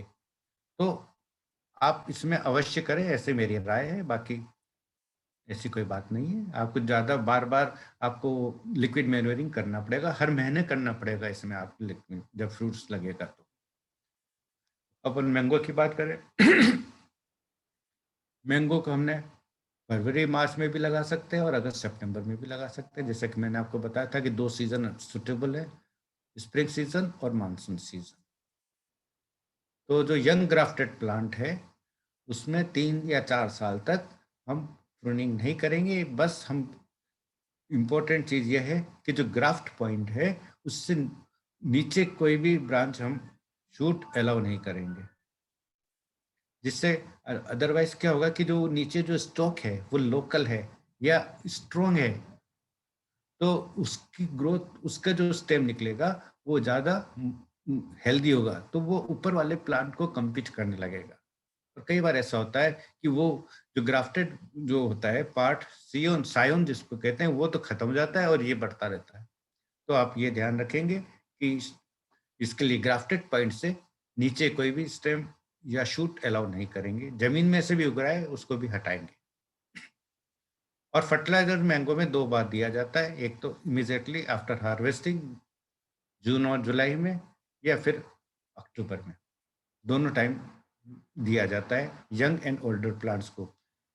अगर आपके कंटेनर में है तो अपन करीब 500 ग्राम कंपोस्ट या गोबर की खाद, FYM जो कहा जाता है, वो फार्म यार्ड मैन्योर है। फार्म यार्ड मैन्योर मतलब काऊ डंग। तो FYM से कंफ्यूज मत होइए कि जाने क्या चीज आ गई। तो 500 ग्राम कंपोस्ट, उसके साथ 2 चम्मच हम ये जो NPK का है 19-19-19, क्योंकि शुरू में अपन को नाइट्रोजन, फास्फोरस और पोटेशियम तीनों चाहिए। अब जैसे मैंने आपको पीछे दिखाया था ना, ये फ्रूटिंग के लिए बताया था, जैसे जिसमें फास्फोरस और पोटेशियम ज्यादा था, क्योंकि अपन को फ्रूटिंग के टाइम पे हमें फास्फोरस और पोटेशियम चाहिए। फास्फोरस हमें स्ट्रेंथ दे रहा है, पोटेशियम हमें कलर और उसके साइज को और क्वालिटी को इम्प्रूव कर रहा है, उसकी स्किन को मजबूत कर रहा है, जिससे कीड़े कम खाएं या बीमारी कम लगे। तो मैं आपको ये कह रहा था कि जब अपन प्लांट को ग्रो कर रहे हैं अप टू 3 इयर्स, आपको ये जो न्यूट्रिएंट है तीनों देने चाहिए। जैसे ये 19-19-19 वाला है, उसको अपन शुरू में दें और देते रहें 2-3 साल। जब फ्लावरिंग और फ्रूटिंग शुरू हो जाए तो अपन उसकी मात्रा फास्फोरस और पोटेशियम की मात्रा हम बढ़ा सकते हैं, जो कि ये इफ्को पे जैसे पोटेशियम नाइट्रेट मिल रहा है, नाइट्रोजन है और पोटेशियम है, और इसमें देखिए खाली पोटेशियम है। और जो पहला वाला है यूरिया फॉस्फेट, उसमें नाइट्रोजन और फास्फोरस है। तो इनको अवश्य यूज करना चाहिए, क्योंकि अपने को अपना स्टेम मजबूत करना है और फिर हेवी बेयरिंग लेनी है। तो हेवी बेयरिंग लेने के लिए प्लांट में स्ट्रेंथ जरूरी है। तो मैंगो के जो फ्लावर्स हैं वो जो पोलिनेशन उसमें बहुत जरूरी है। वो पोलिनेशन किस में होगा कि इंसेक्ट से, बर्ड से, बीज से और बटरफ्लाई से। इसीलिए मैंने पहले आपसे कहा है कि आपके पास में प्लांट्स के पास चारों तरफ ऐसा एनवायरनमेंट होना चाहिए फ्लावर्स का, जिससे कि ये मेहमान हमारे पेड़ के आसपास आते रहे। तो मैंगो का जो ब्लूमिंग जो शुरू होता है वो दिसंबर और जनवरी में होता है और उसको अप्रैल तक चलता रहता है। तो पहली बार जो मैच्योरिटी इंडिकेशन मतलब पका फल का पकना कैसे होगा, हरे से हल्का हल्का पीला करना, वो 15 से 16 वीक लगते हैं एक आम को फर्स्ट मैच्योरिटी इंडिकेशन के लिए, हालांकि उसके बाद भी 1 महीना और लगता है। तो फ्लावरिंग के बाद जो फ्रूट सेट हुआ उसके बाद 15 से 16 वीक लगते हैं। तो इस पीरियड में जरूरी है कि हम मॉइस्चर को मेंटेन करें, जिससे कि फ्रूट ड्रॉप नहीं हो। मैंगो फ्लावर्स में फ्रूट ड्रॉप जैसे मैंने आपको बताया कि इसका प्रोडक्शन 3 साल बाद शुरू होता है और उसके बाद फ्रूटिंग शुरू, उसके बाद 3 साल बाद फ्लावरिंग शुरू हो जाती है इसमें, और ये दिसंबर और जनवरी में होती है और ये अर्ली अप्रैल तक रहती है। तो मैंगो ट्री में ज़्यादा फ्रूट सपोर्ट नहीं होता है और कंटेनर में तो और भी कम होता है। इसके कारण क्या है कि वो प्लांट की जितना विगर होता है, जितने स्ट्रेंथ प्लांट में एनर्जी जितनी है, उतना प्लांट का एक नॉर्मल फेनोमेना है, नेचुरल प्रोसेस है कि अगर फ्लावरिंग या फ्रूटिंग ज्यादा हो गई है तो वो प्लांट इक्विलिब्रियम पे लाने के लिए अपने आप कुछ फ्रूट गिरा देता है। उसमें कोई बीमारी भी नहीं है, कोई कीड़ा भी नहीं है। अगर आपको दिख रहा है फिर भी गिर रहे हैं तो कारण ये हो सकता है कि नमिश या तो प्लांट ने खुद गिराए हैं, या फिर कोई फंगल डिजीज है, या इंसेक्ट है, या न्यूट्रिशन कम है। अगर न्यूट्रिशन पूरा है और ये सब पूरा है फिर भी गिर रहे हैं, तो इसका मतलब प्लांट के पास इतनी एनर्जी नहीं है कि वो जितने फ्रूट सेट हुए उन सबको आखिर तक मेंटेन कर सके। तो मैंगो में फंगल डिजीजेस होती है और ज्यादातर एक पाउडरी मिल्ड्यू डिजीज होती है। तो उसका जो इन्फ्लोरेंसेस होता है उस पर पाउडर जैसा व्हाइट पाउडर बन जाता है। पत्तियों में एंथ्रेक्नोज आ जाता है, जिससे पत्ती फ्रूट के ऊपर, मैं आपको आगे फ्लावर दिखा रहा हूँ इसकी पिक्स, और कुछ कीड़े होते हैं जैसे कैटरपिलर, मेज, होपर्स। तो सबसे अपने हाथ में अगर कीड़े और बीमारी का इलाज तो है, पर सबसे इम्पोर्टेंट है न्यूट्रिएंट और वाटर मैनेजमेंट। सही समय पे न्यूट्रिएंट देना और वाटर देना। अब अगर अपने गार्डन में लगा रखा है, जमीन में लगा रखा है, तो ये देखिए, इसको आप फुर्सत से देखिए, क्योंकि आपके प्लांट की एज कितनी है उसके हिसाब से आपको न्यूट्रिशन देना है। और जैसे मैंने आपको बताया है कि है ना, न्यूट्रिशन देने के लिए अपन ने बाहर एक चेक बेसिन बनाया था, एक नाली अलग बनाई थी, थोड़ी सी गुड़ाई करी थी, जैसे आपको कहा था नवंबर दिसंबर में अच्छी तरह से इसकी गुड़ाई करके रूट एक्सपोज करके जब खाद देनी है। तो जैसे 1 साल के बाद इतना देना है, अगर 1 साल का प्लांट है, 2 साल का है तो कितना, इस तरह से 10 साल तक का मैंने आपको बताया कि 10 साल तक के प्लांट में इतना इतना FIF, यूरिया, DAP और म्यूरेट ऑफ पोटाश। DAP मतलब नाइट्रोजन और फास्फोरस, यूरिया मतलब खाली नाइट्रोजन, और म्यूरेट ऑफ पोटाश केवल पोटाश है। तो फिर उसके बाद हमको हर साल करीब 10% बढ़ाते जाना है अप टू 15 ईयर्स। इतना अपन मान के चल रहे हैं कि इतनी लाइफ तो है ही। अब जो कॉमन डिजीज हैं, जैसे मैंने बताया एंथ्रेक्नोज, जैसे इस लीफ पे ऐसे स्पॉट्स आ जाते हैं, या फ्रूट्स के ऊपर इस तरह से आपका गंदा गंदा काला काला मिलेगा, सड़ा हुआ मिलेगा, जो कई बार ऊपर से होता है अंदर से नहीं होता। उसके अंदर मतलब ऊपर से फ्रेश दिखता है और अंदर से गुठली के पास या कहीं से वो सड़ा हुआ मिलता है। तो इसके लिए हमारे पास जो केमिकल है वो कार्बन डाइऑक्साइड में बेविस्टिन है, और जो कि बेविस्टिन के नाम से मिलता है।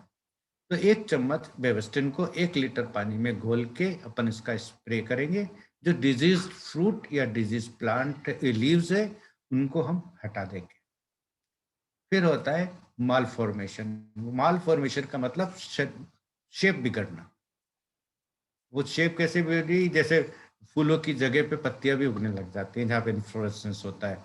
और जो वो माथा बनना, एक कॉमन भाषा में कहा जाता है माथा बन गया, मतलब ये सारे इन्फ्लोरेसेंस जो फूल है वो अपने आप में कंपैक्ट हो जाते हैं और वो एकदम सड़ने लग जाते हैं, और इस तरह से पत्तियां, जहाँ फूल है वहां पे पत्ती लगने शुरू हो जाती है। तो ये कहलाता है माल फॉर्मेशन। उसके लिए हमारे पास एक तो सब तरीका यही है कि जितने भी माल फॉर्म्ड इन्फ्लोरेंसेस या फूल हैं उनको अपन काट दें, और उसके बाद हम कार्बन डिजम का स्प्रे करें। एक सल्फर पाउडर भी डाला जाता है, उसको भी अपन डाल सकते हैं। अपने कंटेनर में है तो आसानी से डाला जा सकता है। पेड़ों पे तो इसके लिए क्या करते हैं कि जो सल्फर पाउडर जो मिलता है बाजार में, उसको एक मटकी होती है छोटी सी, उसमें कोयले के अंगारे रखकर उस पे सल्फर पाउडर डाल के उनको हंडियों को पेड़ों के नीचे उन टहनियों के पास में लटका दिया जाता है और उनका धुआं दिया जाता है सल्फर का। तो ये कीड़े भी मरते हैं और ये भी खत्म होता है पाउडरी मिल्ड्यू। फिर जैसे कुछ इंसेक्ट्स बताए मैंने आपको, होपर्स वगैरह, अगर आप केमिकल यूज करना चाहते हैं इसमें तो अलग है, अदरवाइज हमारे पास एक ही इलाज है, ऑर्गेनिक पेस्टिसाइड्स का रिपीटेड स्प्रे। और जैसे मैंने आपको कहा था कि पिछली बार की वेबिनार में मैंने आपको बताया कि अगर आप ऑर्गेनिक पेस्टिसाइड्स भी यूज कर रहे हैं और तो करीब अपन वीकली करना पड़ेगा, और बदल बदल के करिए। एक एक बार आपने काऊ यूरिन का कर दिया, दूसरी बार नीम के तेल का कर दिया, इस तीसरे सप्ताह में आपने तम्बाकू की जो पाउच मिलते हैं पान की दुकान पे, वो 2 पाउच 5 लीटर 2 लीटर में डाल दीजिए और उसका स्प्रे कर दीजिए। या खट्टी छाछ या काऊ यूरिन लीजिए। तो आप हर वीक में अलग अलग करते जाएंगे तो आप कंट्रोल होगा। कंट्रोल का मतलब प्रिवेंटिव। ऑर्गेनिक में प्रिवेंटिव ज्यादा इंपॉर्टेंट है, कंट्रोल कम कर पाते हैं। एक बार कीड़ा आ जाता है तो बहुत मुश्किल से हटता है, या फिर अंदर घुस जाता है तो और भी मुश्किल हो जाती है। फिर हमारे पास आता है मिली बग, जो वेजिटेबल्स, ऑर्नामेंटल्स, सब में एक हमारा एक पुराना और दुश्मन है जो बार बार हमारे यहाँ दस्तक देता है। तो पेड़ों में एक बहुत आसान तरीका है कि आप नीचे जमीन में से करीब 25 सेंटीमीटर 1 फीट तक प्लास्टिक की रिले रिबन्स बना बना के काट के और उसके चारों तरफ लपेटते हुए स्टेम पे बांध दें। होता क्या है कि जो मिली बग्स है वो जमीन में से निकलते हैं उसके ये, और वो पौधों पे चढ़ते हैं। तो अगर ये चिकने हो जाते हैं जैसे, तो कई बार क्या होता है, जैसे मिली बग्स का एक और ट्रीटमेंट होता है कि जो पेड़ होते हैं ना बड़े वाले उसमें ऑर्चर्ड्स में, उसमें क्या करते हैं कि डामर लगा देते हैं या गुड़ लगा देते हैं चारों तरफ, और कुछ पाउडर छिड़क देते हैं, तो ये गुड़ से ही चिपक के रह जाते हैं, ऊपर जा ही नहीं पाते। डामर लगा देते हैं, कोलता चारकोल कोलतार जिसे कहा जाता है, उसका भी पेंट करते हैं। तो मिथाइल पैराथीन 10 डालें जमीन में, एप्सम साल्ट डालें या नीम केक पाउडर डालें। ये सब आप जमीन में डालेंगे तो जमीन में ही वो खत्म हो जाएंगे। ये ध्यान आपको मिलीबग के लिए रख सकते हैं।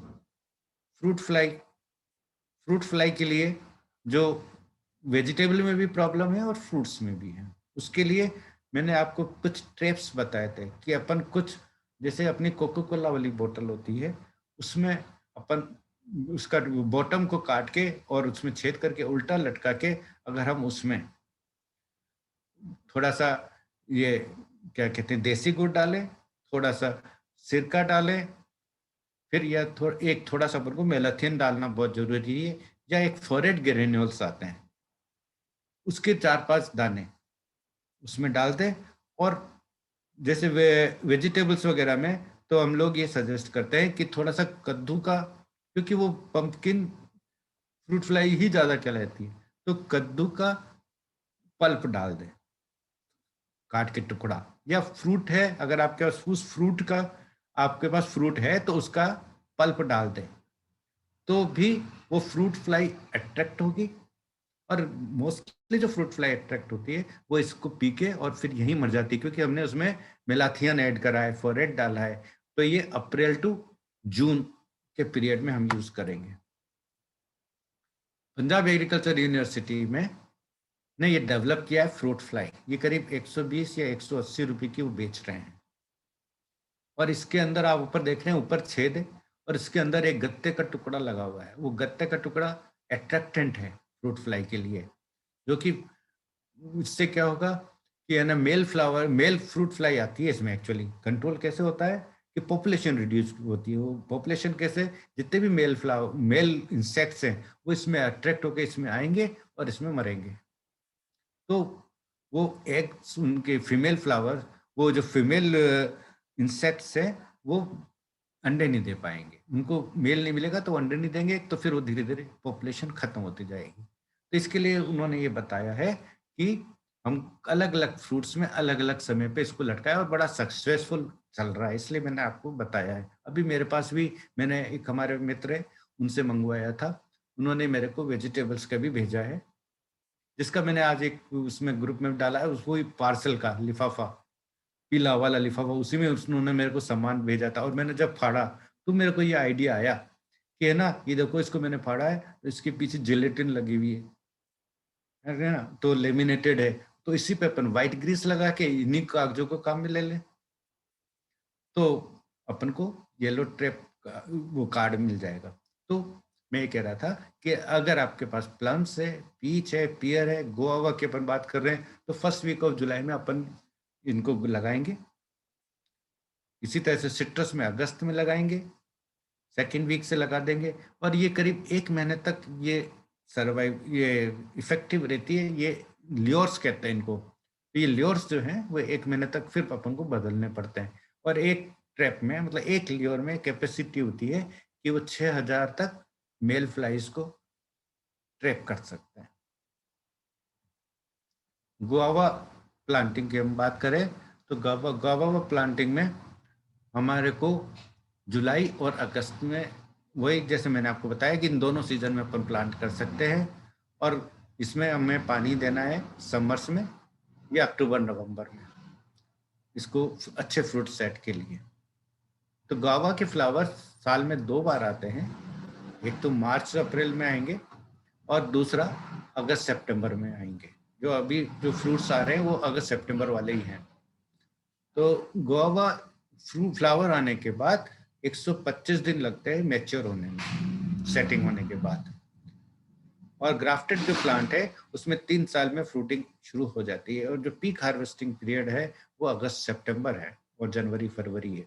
तो आपको ये जो सीजन है वो चूज करने पड़ेंगे, और इसी हिसाब से जिससे आपको ज्यादा फ्रूटिंग मिले। इसमें एनुअल प्रूनिंग, हालांकि मैं प्रूनिंग पहले बता चुका हूँ, हर हार्वेस्ट के बाद, क्योंकि ये यंगर शूट्स में आता है इसलिए हर हार्वेस्ट के बाद उसको प्रून करना है। अगर आपके यहाँ गार्डन में आपने लगा रखा है, जमीन में लगा रखा है, तो आपको ये फॉलो करना पड़ेगा उसकी एज के अकॉर्डिंगली कि इतना हमें FIM देना है। और अगर आप FIM नहीं देना, मतलब सॉरी केमिकल फर्टिलाइजर नहीं देना चाहते हैं, तो इस FIM की मात्रा दुगनी कर दीजिए। और पर मैं तो अभी भी यही कहूँगा कि इनको देना चाहिए। अमरूद में भी मिलीबग, वो फ्रूट फ्लाई, तो अगर अमरूद को थैलियाँ पहना देते हैं, कपड़े की थैलियाँ पहना देते हैं, या कागज के कर सकते हैं, कंटेनर में तो कर ही सकते हैं अपन, कि जो ये अमरूद बनना शुरू हुआ एक अखबार लेके उस स्टेपल कर दिया, तो भी आप सेव कर सकते हैं।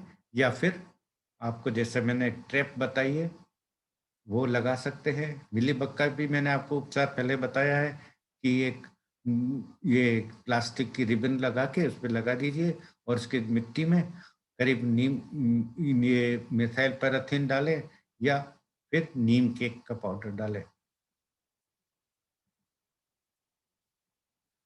सिट्रस प्लांट में सबसे इम्पोर्टेंट जो सबके घरों में लगा हुआ है सिट्रस प्लांट, तो वो सिट्रस प्लांट में हमें 3 बार खाद देनी है, फरवरी में, जून में और सितंबर में। और ये फोलियर स्प्रे भी कर सकते हैं, और उसका पानी, ये इसको लिक्विड सॉल्यूशन भी अपन इसको दे सकते हैं। जैसे कि न्यूट्रिएंट सप्लाई हुआ 05234, मतलब N0, P और K, आधा चम्मच एक पानी में घोल के, और हर महीने पिलाना है अपने को 1 लीटर पानी में घोल के। और प्रूनिंग और ट्रेनिंग का होगा, जैसे कि अपन को 40 to 50 सेंटीमीटर हाइट तक ब्रांचिंग अलाउ नहीं करनी है, और उसके बाद अपन ब्रांचिंग अलाउ करेंगे। इसमें ज़्यादा प्रूनिंग नहीं करी जाती है। अक्सर जो डिजीज, कैंकर वगैरह, इसमें कुछ बीमारी आती है जो मैं आपको आगे बता रहा हूँ, डेड वुड, कैंकर, उनको अपन को काटना है। तो फ्लावर अभी आ रहे हैं, और इसमें किस तरह से अपन को मेंटेन करना है फ्रूटिंग, क्योंकि इसमें सबसे ज़्यादा प्रॉब्लम आती है फ्रूट शेड की। अब आप देखिए, तीन तीन तरह का फ्रूट शेड होता है, और 3 समय में आता है। जैसे पोस्ट ब्लूम फ्रूट, मतलब जो ही फ्लावर आया, और सेट, मतलब पोस्ट ब्लूम मतलब फूल आते ही कुछ फूल झड़ जाते हैं। तो वो लगभग 82, जैसे आप देख रहे हैं इस ऊपर वाली फोटो में कि जमीन पे पड़े हुए फूल आते ही झड़ गए, तो वो पोस्ट ब्लूम ड्रॉप कहलाता है। 80 to 90% तो फूल उसी में झड़ जाते हैं। ये नेचुरल फिनोमेना की बात कर रहा हूं मैं आपको। ये कारण होता है कि या तो आपका पुअर पॉपुलेशन है, पोलिनेशन अगर पुअर है, या न्यूट्रिशन कम है, और या कभी आंधी तूफान आ गया, या तेज बरसात हो गई, या बहुत ज्यादा ठंड हो गई। ये भी एक रीजन होता है इसके फूड ड्रॉप का। फिर दूसरी बात ड्रॉप होता है जून में। इसमें भी लगभग 10% जो फूल, अब ये अंतर है कि उसमें इतना बड़ा हो गया था, इसमें एक डंठल भी जुड़ गया था, पर वो फ्रूट गिर गया नीचे। तो अबाउट 10% जो फूड ड्रॉप होता है वो जून में होता है। और ये जून का मतलब गर्मी, गर्मी अगर तेज हो रही है, या लू चल रही है, या और पानी कम रह गया है, तो ये फ्रूट ड्रॉप होता है। फिर प्री हार्वेस्ट ड्रॉप एक और होता है, मतलब नींबू बड़ा हो गया, हरा ही हरा है, और पीला होने से पहले भी गिर गया। तो ये भी एक और कारण होता है, और ये सब न्यूट्रिएंट और पानी से गवर्न होते हैं। पहले वाले नेचुरल थे, क्योंकि प्लांट में इतना ज्यादा फ्लावर आ गया कि उतना वो फ्रूट सेट नहीं कर सकता था, तो जितना उसकी कैपेसिटी है उसके हिसाब से उतने उसने फ्लावर रख लिए, और फिर बाकी के शेड कर दिए।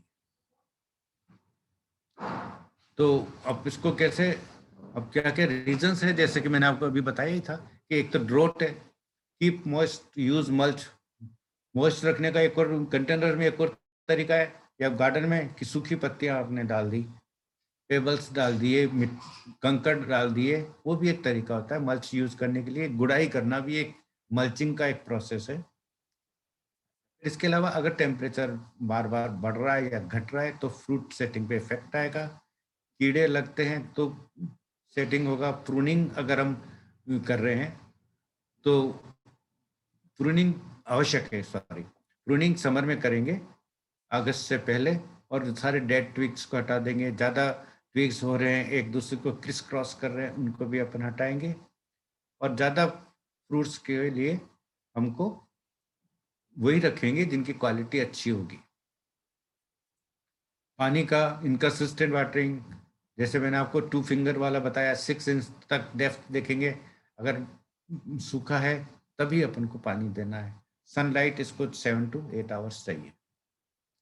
ये गार्डन में लगाने के लिए मैंने आपको ये दिया है कि इतना एज के साथ इतना इतना न्यूट्रिशन अपन को देना है। कुछ इंसेक्ट्स लगते हैं इसमें, सिट्रसिला, और ये देखिए, और ऊपर अपने के पास एक ही तरह का है, क्योंकि अब फ्रूटिंग शुरू हो गया है, इसलिए हम केवल ऑर्गेनिक यूज करेंगे। और ऑर्गेनिक यूज करने के लिए आपके पास ऑर्गेनिक पेस्टिसाइड है, जैसा कि मैंने आपको बताया। तो हमें मार्च और फर्स्ट वीक में सितंबर में इस स्प्रे को करना है, क्योंकि जब ये कीड़ा का ये अपीयरेंस भी उसी सीजन में होती है। इस समय अपन को बचा के रखना है इन कीड़ों से, ऑर्गेनिक पेस्टिसाइड से। फिर ये थ्रिप्स आती है। थ्रिप्स अक्सर स्किन को खराब करती है, इसकी क्वालिटी को खराब करती है। जैसे अमरूद भी हुआ, सॉरी अनार हुआ और नींबू हुआ, अगर उसकी स्किन खराब हो जाती है तो अपन खरीदते नहीं है, भले वो अंदर से हेल्दी हो या कुछ भी हो। तो ये थ्रिप्स जो हैं वो अनार का भी स्किन खराब करते हैं और नींबू की भी करते हैं। हालांकि नींबू का वो क्या कहते हैं इसको, कैंकर भी नींबू में आता है, जो इसके स्किन के ऊपर स्पॉट्स देता है। ये लेमन बटरफ्लाई, जो सबसे सुंदर बटरफ्लाई अपने गार्डन में आती है, वही हमारे लेमन की सबसे बड़ी दुश्मन है। देखने में बहुत सुंदर लगती है, पर वो इस तरह से वो नींबू में जनरली जो डिजीज आती है वो साइट्रस कैंकर आता है, और उसमें इफेक्ट जो उसके लिए अपन को स्ट्रेप्टोमाइसिन यूज करना पड़ेगा। इससे परहेज मत करिए, क्योंकि ये जो कैंकर है वो बैक्टीरियल डिजीज है। बैक्टीरियल डिजीज केवल स्ट्रेप्टोमाइसिन पेनिस इससे ही होगी। तो इसमें आप ऑर्गेनिक मत ढूंढिए, स्ट्रेप्टोमाइसिन अपन को जरूरत होगी। सॉरी। फिर ये डेफिशिएंसी वाले हैं, नाइट्रोजन, फास्फोरस और पोटेशियम के सिम्टम्स है, और जिंक के, इसके हिसाब से अपन को अपने न्यूट्रिशन देना होगा। अनार, आखिरी, अनार में इंपॉर्टेंट चीज क्या होती है? सबसे ज्यादा इंपॉर्टेंट चीज ये होती है कि फ्लावर सेट होने के 125 से 180 दिन के बीच में ये फ्रूट बनता है। और जितनी ज्यादा गर्मी होगी उतना अच्छा अनार में फ्रूट बनेगा, ये भी एक इम्पॉर्टेंट है। अगर गर्मी नहीं पड़ी तो अनार भी मीठा नहीं होता, ऐसा कहा जाता है और ऐसा सत्य भी है। और अनार करीब 4 से 5 साल में बेयरिंग में आएगा। और एक नई चीज जो इसमें होती है, एक ही पेड़ पर 3 तरह के फ्लावर्स होते हैं, बाइसेक्सुअल, मेल और इंटरमीडिएट, तीनों तरह के। तो पर जितने ज्यादा बाइसेक्सुअल फ्लावर होंगे उतनी ज्यादा फ्रूट सेट होगा। इसमें मैन्योरिंग भी देखिए, 1 साल, 2 साल, 3 साल, 5 साल, और इस 5 साल के बाद इतनी ही चाहिए। इसमें सबसे बड़ी प्रॉब्लम बीमारियों की है। अगर आपके पास अगर बाजार में से जो आप अनार खरीद रहे हैं, तो सबसे ज्यादा जो पेस्टिसाइड छिड़का जाता है फ्रूट्स में, अनार है और दूसरा स्ट्रॉबेरी है। क्योंकि इसमें सबसे ज्यादा फ्रूट्स, सॉरी, पेस्टिसाइड करा जाता है, क्योंकि इनकी क्वालिटी स्किन से है और ये बहुत टेंडर भी हैं, और बहुत सारे तरह के पेस्ट आते हैं इसके ऊपर जो इसकी स्किन को डैमेज करते हैं। और जहाँ आपका स्किन के ऊपर एक निशान भी दिखेगा तो आप नहीं खरीदते हैं, क्योंकि वो अंदर तक खराब निकलता है। नींबू में कई नहीं होता ऐसा। नींबू में अगर कैंकर भी है तो ऊपर कॉर्क जैसा एक्सपीरियंस तो होगी, पर नींबू का जूस में कोई प्रॉब्लम नहीं आएगी। पर इसमें अनार में अक्सर जो ऊपर स्पॉट्स वाले होते हैं वो अंदर से भी सड़े हुए निकलते हैं। कई बार तो ऐसा होता है कि ऊपर से फ्रेश होता है और अंदर से सड़ा हुआ होता है। इसके अलावा रखे रखे भी अंदर खराब होते हैं। तो सबसे बड़ी प्रॉब्लम एक आती है फ्रूट क्रैकिंग और स्प्लिटिंग की। इस तरह से फ्रूट फट जाता है जब पकने का टाइम आता है तब। तो ये करीब स्प्रिंग में 34% विंटर्स में होता है और 9.5% करीब रेनी सीजन में भी होता है। हालांकि ये पानी की कमी की वजह से भी कहा जाता है, पर अगर रेनी सीजन में अगर हो रहा है तो पानी की कमी नहीं है, ये फिर माइक्रो न्यूट्रिएंट्स की कमी है। तो फ्रूट क्रॉकिंग होता है एक तो बैक्टीरियल ब्लाइट से, एक इम्प्रॉपर इरिगेशन से, और टेम्परेचर वेरिएशन से, न्यूट्रिशनल डेफिशिएंसी जो जिसमें बोरोन, कैल्शियम और पोटाश इंपॉर्टेंट है।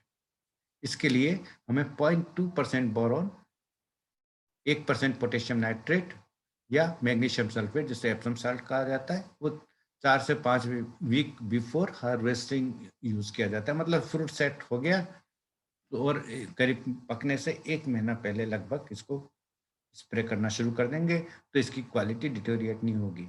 और वाइट फ्लाई के लिए हम नीम ऑयल यूज करेंगे और टैप वो येलो टैप भी उसके लिए यूज करेंगे। ये बीमारियां होती है जैसे मैंने आपको बताया, बैक्टीरियल ब्लाइट है, सर्कोस्पोरा है, फाइटोप्थोरा फ्रूट रोट है। अब इन सब से बचने के लिए हमें एक शेड्यूल बनाना पड़ेगा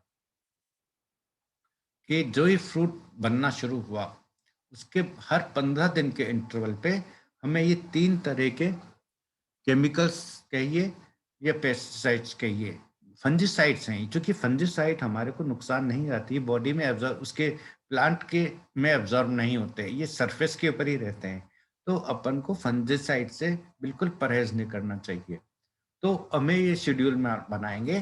कार्बेंडिज्म जो कि बेवेस्टिन है उसका स्प्रे एक बार पहले 15 दिन में, दूसरे 15 दिन बाद मैंकोजेब का स्प्रे, और तीसरी बार स्ट्रेप्टोमाइसिन। इस तरह से इसको हमको जब तक मैच्योर नहीं हो जाए तब तक इस साइकिल को हमें दोहराना पड़ेगा।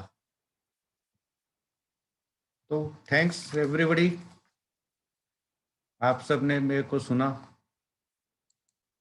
अब मैं सबको, श्रद्धा सबको म्यूट कर दो, अनम्यूट कर दो। ओके पापा, थैंक यू। 19 सब everybody can mute themselves, unmute themselves. आप अनम्यूट कर सकते हैं सब। हाँ,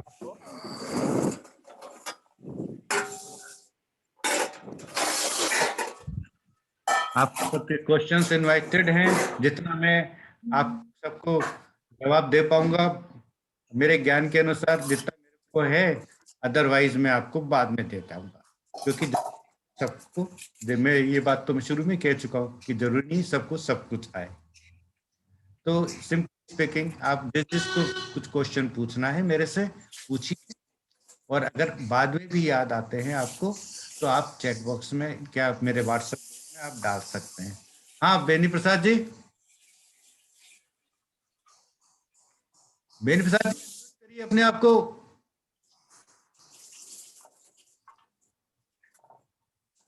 हो गया बेटा, इसमें डाल। हाँ जी, अच्छे से मल के दो, पानी फेंक दे, इसमें डाल दो। हाँ गायत्री जी बताइए कैसा लगा आपको।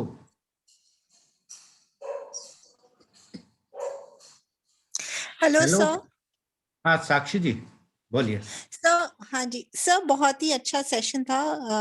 Very very informative, very nicely explained everything. इसको एंड इसमें डाल। पर सर बस मेरे थोड़े से एक दो डाउट्स थे। जो एक तो जो आपने फीडिंग बताई प्लांट की, तो मतलब अगर क्या हम केवल पूरा ऑर्गेनिकली नहीं ग्रो कर सकते क्या फ्रूट प्लांट को?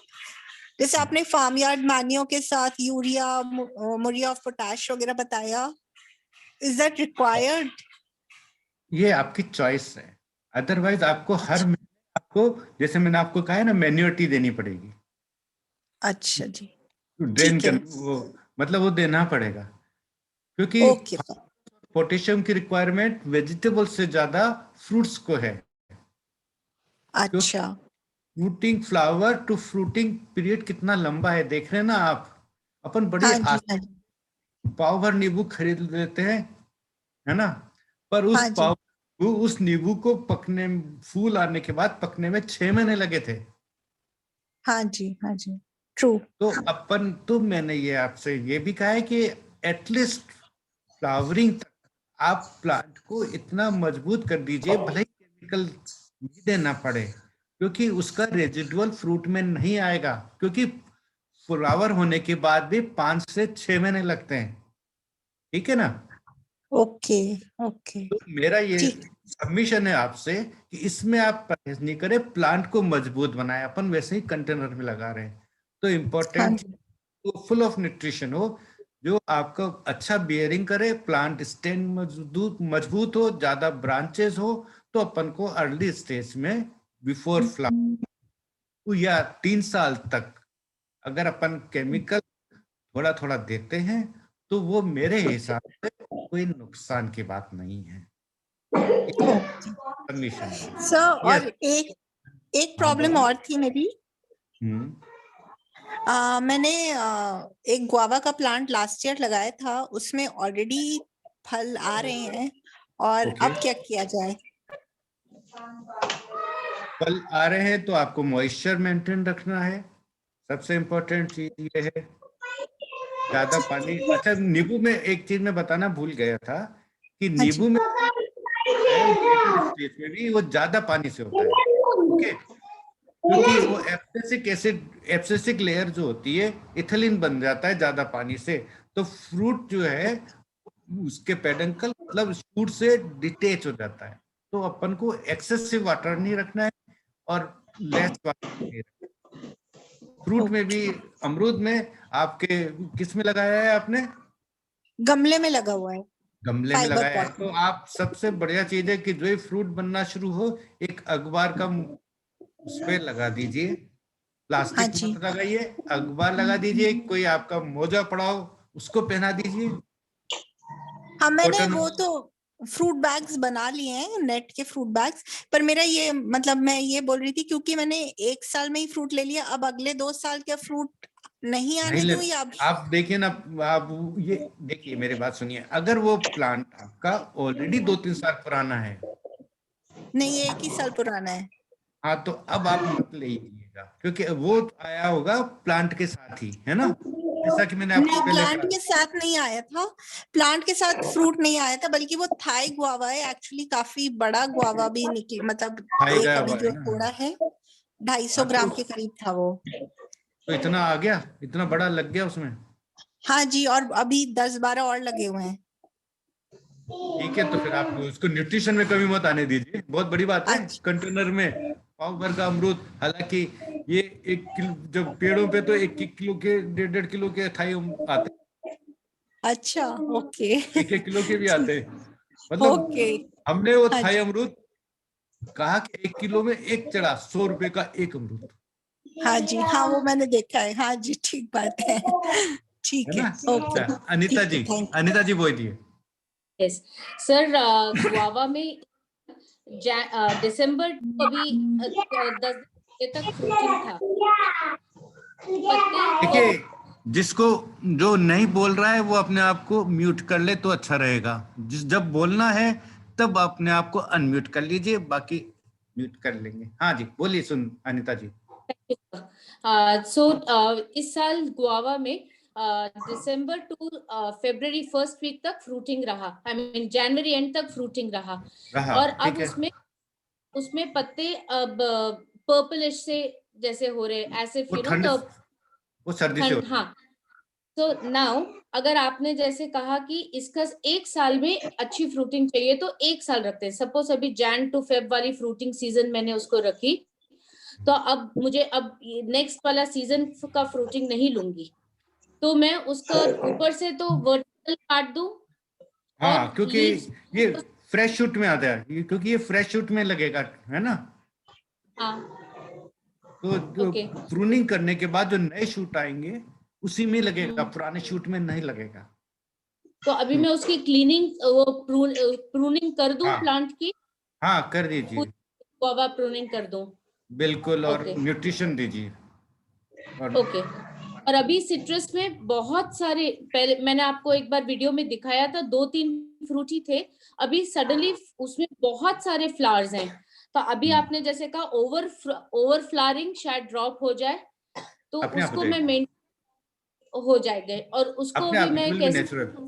पानी कम ओके रखिए, नाइस। ओके पानी ठीक जितना है। कम हो उतना, नहीं तो पानी देते ही सब फूल झड़ जाते हैं। जैसे ओके मैंने आपको बताया ना कि वो एब्सेसिक लेयर ब्रेक हो जाती है उनकी, वो पेडंकल से हट जाते हैं। Thank you sir. और अ, कोई? हाँ, मैं नमस्कार। गायत्री टंडन बोल रही हूँ। नमस्कार जी। नमस्कार जी। Session was very very educative and informative. Exhaustive मेरी तो नहीं था? इंटरेस्टिंग भी था और एग्जॉस्टिव, इंफॉर्मेटिव था। पर एग्जॉस्टिव नहीं था ना? मतलब क्योंकि इंटरेस्ट का है तो फिर थोड़ा सा आदमी मैनेज कर लेता अच्छा, है। मैं ये कोशिश करता हूँ 1 घंटे से ज्यादा नहीं दूं समय। हाँ हाँ जी। अच्छा, मेरे ना 2-3 क्वेश्चन है। जैसे हाँ, एक तो मैं what I have understood in my briefing is, आपका कहना ये है कि पॉटिंग मिक्स में मोटा मोटी 30% सॉइल और से 20 to 30% खाद या मैन्योर्स, और around 50% sand and cocopeat. Am I हाँ, राइट? यस। अच्छा, इसके अलावा जो आपने सेकंड पॉइंट बताया कि 3 सीजन्स में फ्रूटिंग आती है, जैसे सदाबहार कहते हैं। Yes, my lemon plant it, मैंने ऐसा नोट नहीं किया पर 2 बार तो जरूर फ्लावरिंग होती है। और इस बार जो फ्लावरिंग हुई थी वो इतनी हैवी थी कि मैं घबरा गई कि इतनी फ्लावरिंग होगी तो फ्रूट कैसे बनेगा। तो मैंने मैनुअली बहुत सारा फ्लावर उसका निकाल दिया था। ठीक है। बट उसके बावजूद भी जो फ्रूट बना उसका साइज वाज नॉट गुड। एक रीजन जो मुझे समझ आता है कि उसका पॉट मैंने चेंज नहीं किया। अराउंड 3-4 साल हो गए जब से वो प्लांट है। नाउ दिस टाइम आई, पहले तो मैं जानना चाहूंगी कि what are the possible reasons, जैसे आपने कहा फ्रूट साइज के लिए।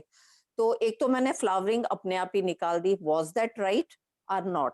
नंबर 2, ठीक है। अगर फ्रूट साइज छोटा है तो उसको कैसे बढ़ाया जाए? नंबर 3, अभी 14 to 15 इंच के पॉट में है, लेकिन I have already bought a 24 inch का पॉट, तो should I go for that? Number 3, मुझे जैसा मैंने सीखा अलग अलग जगह से, उसमें कहते हैं फिश मैन्योर बहुत अच्छा काम करती है।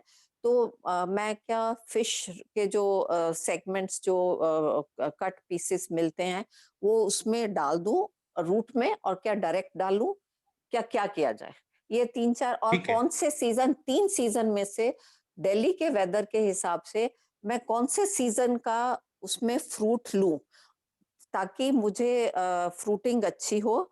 अभी मेरे को वो अप पॉटिंग जो आपने बोला, मतलब उसको निकाल के और बड़े गमले में भी करना है, और मतलब what should I go ahead for, कैसे पहली करूं? बात तो आपने शेड कर दी है, कोई बात नहीं, नहीं तो वो नेचुरली शेड होते हैं। और जो ओके साइज आपको मिला उतना भी नहीं मिलता अगर आप नहीं गिराती तो। ओके ठीक है, तो so it was okay. The सबसे इम्पोर्टेंट चीज क्या थी कि आपका प्लांट की एज हो गई कम से कम 5 साल की, मेरे ख्याल से 4 या 5। 4-5 साल, हाँ जी। 4-5 साल कम से कम हो गई। और आपने उसको कम से कम 24 से 30 इंच का गमला आपका हो जाना चाहिए था। जो ही प्लांट में फ्लावरिंग, इकोनॉमिक फ्लावरिंग शुरू हो, उस तो वो स्टेज है कि उससे पहले आप अपपोट कर दें। ठीक है, अब जब अपन अपपोट करेंगे तो नेचुरली अपन उसका ग्रोइंग मिक्सचर भी चेंज करेंगे। और जैसे सबसे इम्पोर्टेंट, अब जैसे तो अपने आप उसका न्यूट्रिशन बढ़ेगा। अगर आप, चूंकि अपन कंटेनर में है, अपन ज्यादा न्यूट्रिशन नहीं दे सकते हैं, तो इसलिए अपन को ड्रेन, वो आप मैन्योर भी नहीं देना, मतलब फर्टिलाइजर भी आप देना नहीं चाहते, you are very strict about it. तो आपको आपको वो, जैसे मैंने आपको क्या है कि लिक्विड मैन्योरिंग आपको देनी चाहिए। अगेन आप जो बात कर रही हैं फिश मैन्योर की, तो फिश मैन्योर या ब्लड मील, ये दो चीजें होती हैं जो एक, नहीं तो फिश मैन्योर तो अपने घर पे मिल जाती है, और ब्लड मिल अक्सर लोग स्लॉटर हाउस से वेस्ट लेते हैं, जिसमें हड्डियां भी होती है और मीट और ब्लड भी होता है। तो इसमें नाइट्रोजन काफी ज्यादा होता है और स्लोली होता है, पर बेटर ये रहेगा कि आप इन सबको कंपोस्ट में ऐड कर दें। बट नॉर्मली कहते हैं ना कंपोस्ट में जो नॉन वेज पार्ट है वो जल्दी से डीके वो नहीं होता है, डिकम्पोज अलग नहीं से होता मिट्टी, है। आप उसको अलग से मिट्टी में डाल दीजिए, कंपोस्ट में डालिए, लेट नहीं, इट डू। अलग से मिट्टी का मतलब कि भाई लेमन अलग खाली प्लांट के पॉट में, खाली पॉट में मिट्टी डाल के करिए, क्योंकि मतलब अलग से फिश की वो अलग से बनाओ। हाँ, क्योंकि क्या होता है कि मैं जमीन की बात नहीं कर रहा, कंटेनर में आप कितना खोदेंगी, क्योंकि ये सब रूट जोन में होना चाहिए। नहीं, but because now I am already doing up potting, तो इस स्टेज पे उस टाइम मैं आप मिला दीजिए। मतलब थोड़ा सा रूट लेवल से थोड़ा नीचे, है ना, हाँ से हाँ मे हाँ, बी 6 वन इंच थर्ड, और मतलब पॉट का 1/3 पे, ओके है ना। ओके। बाकी तो ऐसा उस हाँ, उसमें उस 30% तक होता है फिश में।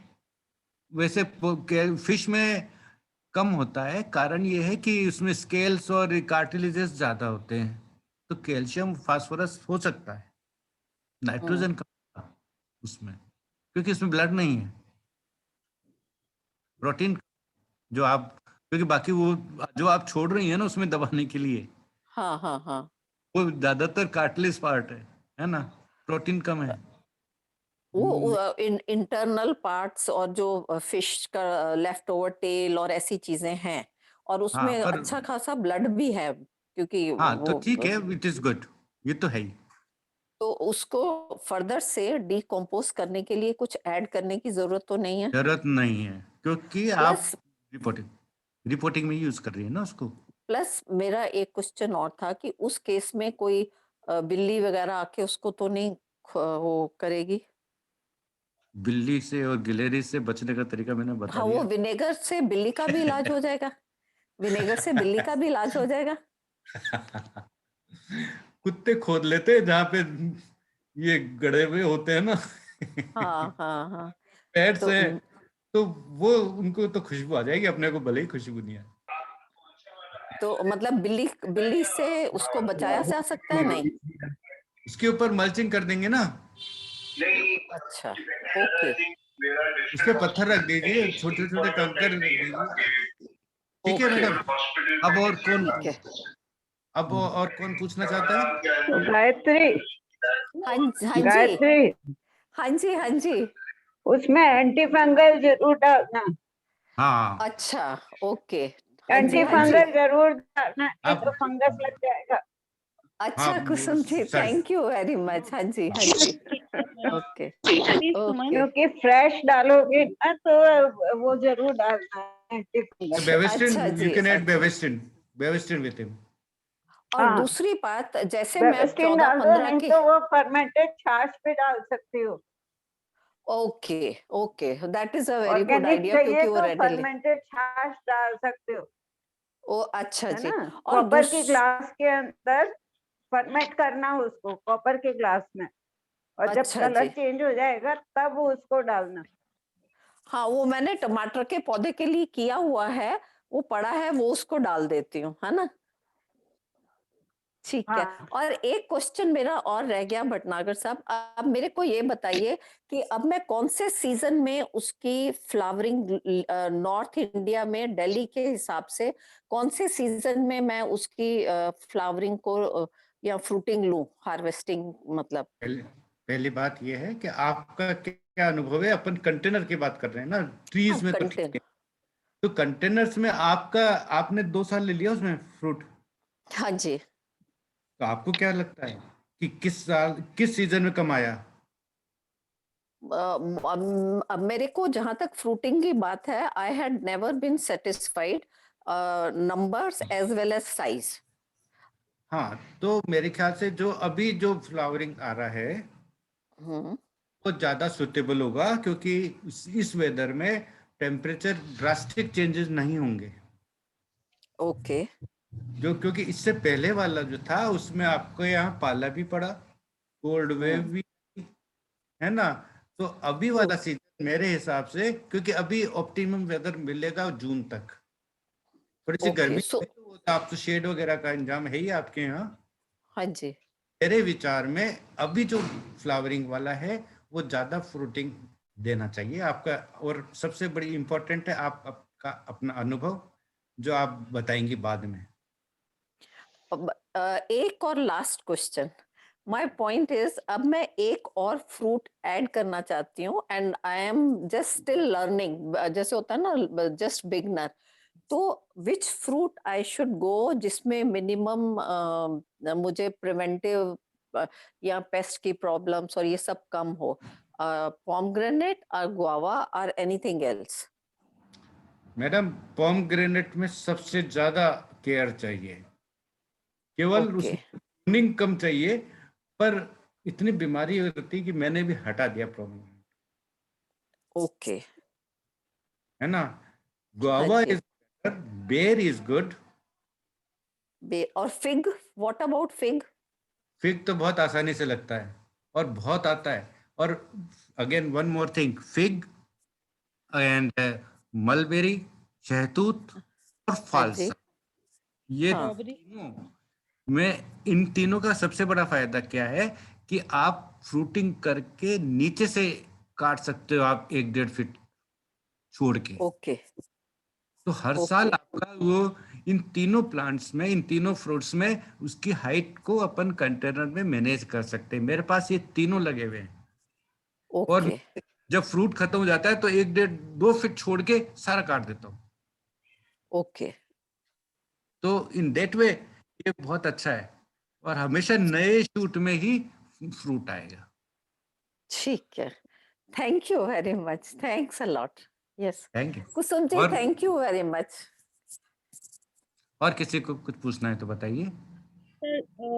My और name is Suman and I'm from हाँ जी, Delhi. हाँ जी सर सुमन जी। मैंने ये फर्स्ट टाइम आपकी क्लास अटेंड की, मुझे बहुत अच्छा लगा। और मैं गार्डनिंग भी आई 1 साल से ही कर रही हूँ, और मैंने थोड़ी किचन गार्डनिंग स्टार्ट की थी, तो मैंने थोड़ी उसमें फ्रूटिंग भी आएगी मुझे। और अब मैंने अभी पूसा से लास्ट जून में मैंने एक नींबू का प्लांट लिया था, हार्डली वो 2.5 फुट का होगा, और जिसको मैंने 24 इंच के पॉट में लगाया था। मैंने ठीक है, काफी उसकी केयरिंग रखी, अब उसमें फ्लावरिंग हो रही है। तो जैसे ठीक कि है। आपने बताया है कि 1 साल आप मत लीजिए, तो क्या मैं उसकी फ्लावरिंग कट कर दूं? नहीं, एक तो पहली बात ये आपको इम्पोर्टेंट ये हुआ कि कितने साल पुराना आपको मिला। ये तो मुझे पता नहीं, मैं नहीं है कि पूछा गई थी जरूरी वहां नहीं है कि पे आपकी मैंने 1 साल का है, हो सकता है वो ऑलरेडी 2 साल पुराना हो, अच्छा है ना। ठीक है। अपन कंटेनर में, जैसा मैंने आपसे कहा कि कंटेनर में लगभग 1 साल पहले, ग्राउंड से 1 साल पहले फ्लावर फ्रूटिंग आ जाता है, क्योंकि उसमें ओके ऐसा होता है, रेस्ट्रिक्टेड होता है उसकी ग्रोथ। जब अपन किसी को तो वो जल्दी फ्रूट फ्लावर करेगा, ठीक है ना। तो हो सकता है वो आपके अब 3 साल हो गए, है ना, और वो grafted है। जल्दी से बता रही है, पता नहीं। हेलो भाई, हेलो, प्लीज, है ना, जो नहीं पूछना है जिनको, वो अपने आप को म्यूट कर ले। मेहता जी अपना म्यूट कर लीजिए अपने आप को। हाँ, व्हाट इज हाँ। जब यस सर। जब किसी को कुछ पूछना हो तो अपने आप को अनम्यूट करे, अदरवाइज वो, हाँ। यस हेलो हाँ जी, बोलिए। यस सर, तो मतलब उसमें फ्लावर्स में रहने दूं? हाँ जी, वो तो मैंने आपको एक चीज और भी कही ना कि नेचुरल शेडिंग होगी। इम्पोर्टेंट चीज ओके क्या है, अपन ने न्यूट्रिशन पहले दिया हाँ जी। है, बाद अपन ये जो सागरिका वगैरह है ना, दे आर वेरी गुड। हाँ सागरिका मैंने अच्छा ठीक है, मैं उसको दोबारा आप, से है ना, देख 15-20 दिन में आप उसको कर दीजिए। ठीक है।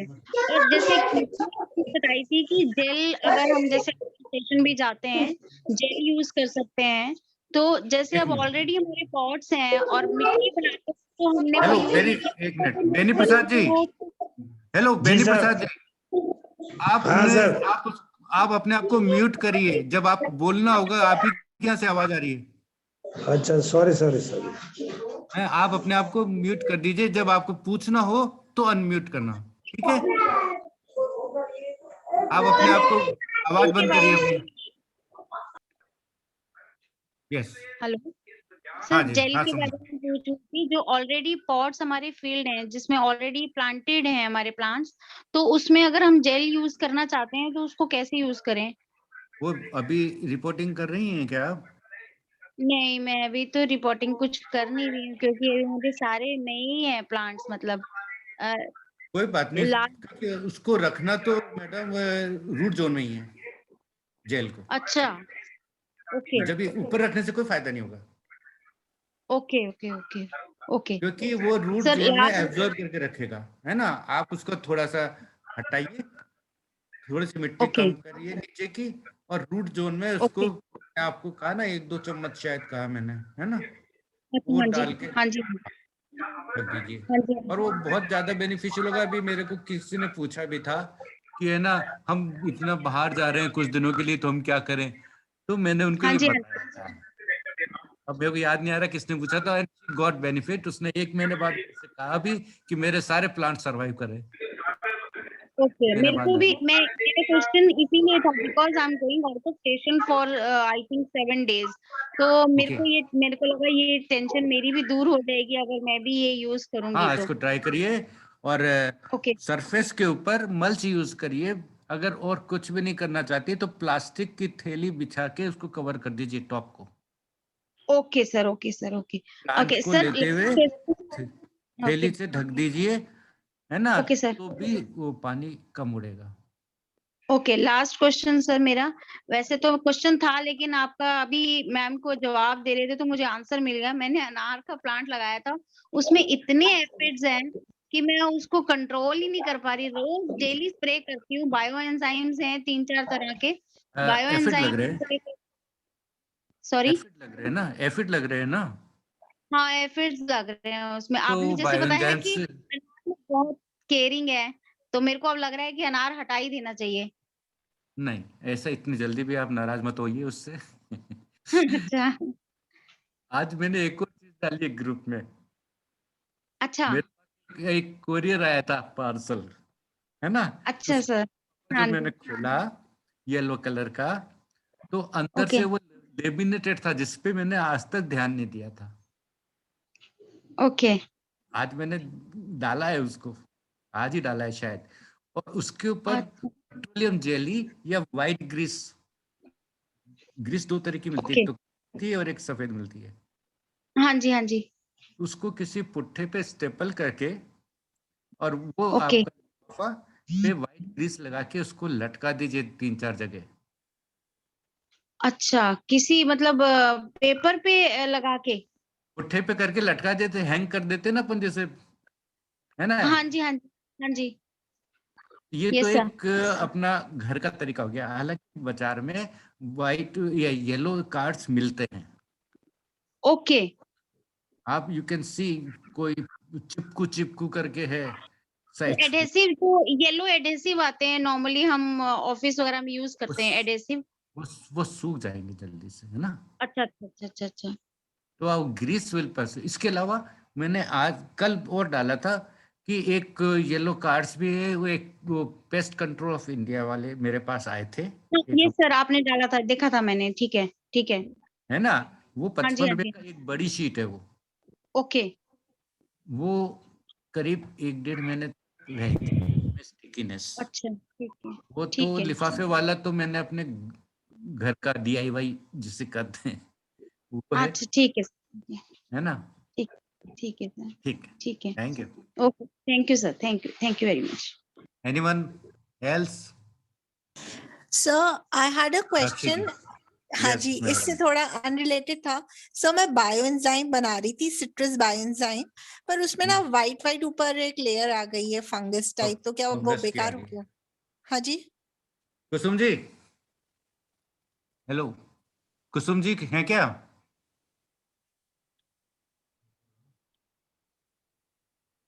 वो एक्चुअली फंगस आया है, उस फंगस को आप हटा दीजिए, अच्छा जी। है ना, कोई बात नहीं, क्योंकि इसको बायोएंजाइम बनाते हैं तो अपन तो उसमें बोतल टाइट रखते हैं ना मेरे ख्याल से। हाँ जी, मैंने बॉटल टाइट रखी थी फिर भी आ गई, तो ठीक है, आई विल थ्रो दैट, मैं उसको हाँ, निकाल दूंगी। उसको फिल्टर करके वापस डाल दीजिए। ठीक है।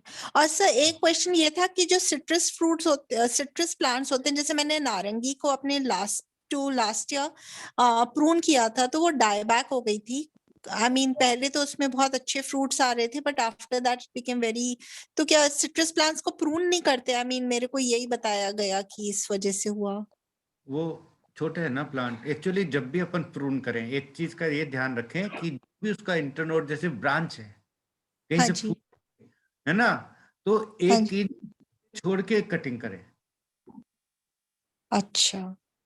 मतलब जैसे ये है, ओके, ये हाँ जी। ब्रांच को काटनी है तो ये इंटरनोड है, यहाँ से नहीं काटे, ओके। है ना, ओके। इसको यहाँ से काटेंगे। ओके ठीक है। उससे क्या होगा कि इस मेन स्टेम को डैमेज नहीं पहुंचेगा। हाँ जी। Again one more thing, nice. जब आप काट दें उसके ऊपर जो कट पोर्शन है उसके ऊपर हाँ जी। कॉपर क्लोराइड या फेविकोल या nail polish okay cut portions को सील कर दीजिए। सर टर्मरिक या बेविस्टीन का पेस्ट लगाने से नहीं होगा क्या? होगा, पर अगर नमी दी अपन ने है ना, वो धुल जाएगा। हाँ जी। तो अच्छा। इवन मैंने ओके। तो कुछ लोगों को फेविक्विक से भी सील करते हुए देखा है। ओके तो सर जैसे अब मैं चंपा का एडीनियम में देखा मैंने, लोग एडीनियम की जब ग्राफ्टिंग करते हैं ना, उसको मैंने हाँ जी। फेविक सील करते हुए देखा है ओके सक्सेसफुली। ओके अच्छा। तो हाँ सर तो जैसे यानी चंपा प्लांट अगर हम करते हैं, चंपा को भी करते हैं, मैग्नोलिया को, तो उसमें भी फेविकॉल लगाएं फिर, मतलब चंपा में तो दूध होता है ना, एक्चुअली सैप। हाँ जी, दूध होता है। तो वो भी जब लगाएंगे जब चंपा का उस कट पोर्शन का दूध सूख जाएगा। Okay fine. जब तक ठीक है। दूध उसके ऊपर रहेगा वो प्रोटेक्टिव मेम्ब्रेन है। Okay fine. ठीक है। फिर जब वो सूख जाएगा एक दो दिन में, देन यू अप्लाई इट। क्योंकि ओके आप जाने कि जैसे एडेनियम हुआ या चंपा, दोनों लगभग एक से परिवार के, प्लूमेरिया हाँ कहते हैं जी ना, श्योर। हाँ जी हाँ जी। तो मैंने तो ये भी देखा कि इवन प्लूमेरिया पे किसी ने एडेनियम को भी ग्राफ्ट कर रखा था। Oh wow interesting. हालांकि ओके। उसके बहुत कम एग्जांपल्स मिले मेरे को। तो हाँ जी। प्लूमेरिया अपन कर सकते हैं, तो वो ओके। आप सूख जाए, जैसे कि एडेनियम को भी अपन पहले कटिंग को सुखाते हैं, है ना, क्योंकि उसमें हाँ दूध जी हाँ होता है। जी। The same right. वे प्लूमेरिया में भी दूध होता हाँ जी। है ना, उसकी कटिंग को ओके। अगर आप कहीं लगा भी रहे हैं ना, तो उसको एक दो दिन सूखने दीजिए हाँ कैलिस कर देंगे। हाँ जी लगाए। ठीक है। ठीक ठीक है। है, okay okay thank you. Okay. और कोई पूछना चाहते हैं अतुल जी?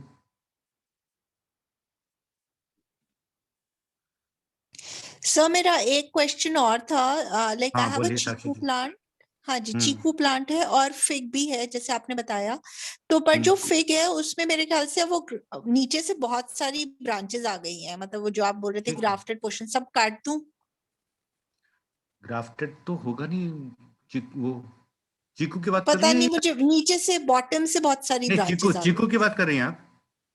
चीकू, चीकू में तो एक थी वो मैंने काट दी, बहुत उसमें इट वाज हाँ टोटली लाइक उसमें लीव्स का शेप भी अलग था, तो वो हाँ काफी थिक थी, तो वो तो हाँ। मैंने हटा दी।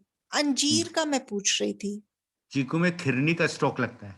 चीकू में खिरनी होती है ना, एक फ्रूट मिलता है, आपको ध्यान हो तो बाजार में कभी कभी, येलो कलर के अच्छा अच्छा ओके। वो खिरनी स्टॉक होता है, इसलिए वो अलग लीफ का होता है। ओके तो एक ही उसमें आ जाते?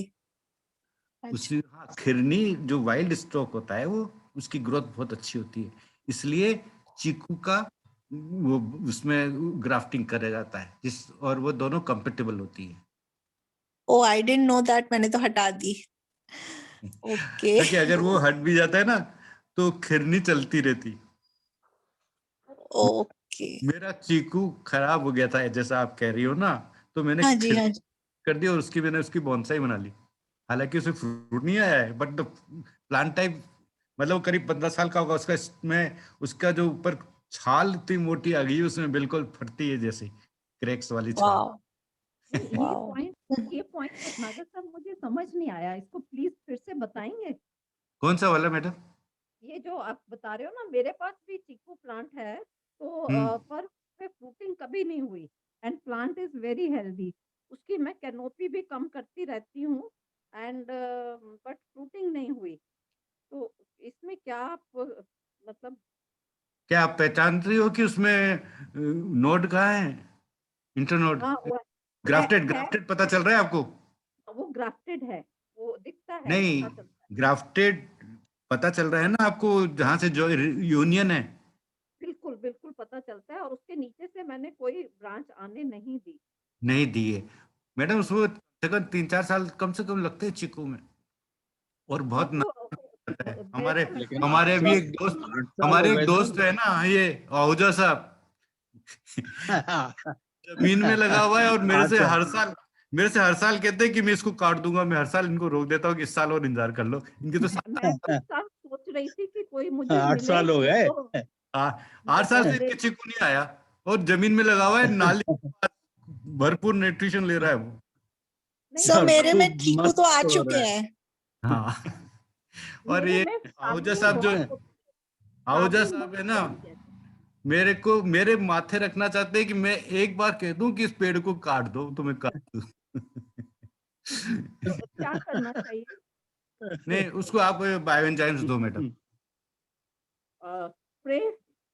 हाँ, स्प्रे ही देंगे, ओके अमेरिका वगैरह दीजिए इस बार, ओके। क्योंकि इसमें फ्लावर भी नहीं आया ना, तो अपन ये भी नहीं कह सकते कि फ्लावरिंग भी नहीं हुई। नहीं तो उसको भी मैं अपपॉटिंग करना चाहती हूँ, उसको हाँ, अभी तो अभी कितने में अपपॉटिंग लग रहा है? कितने, 12 इंच में?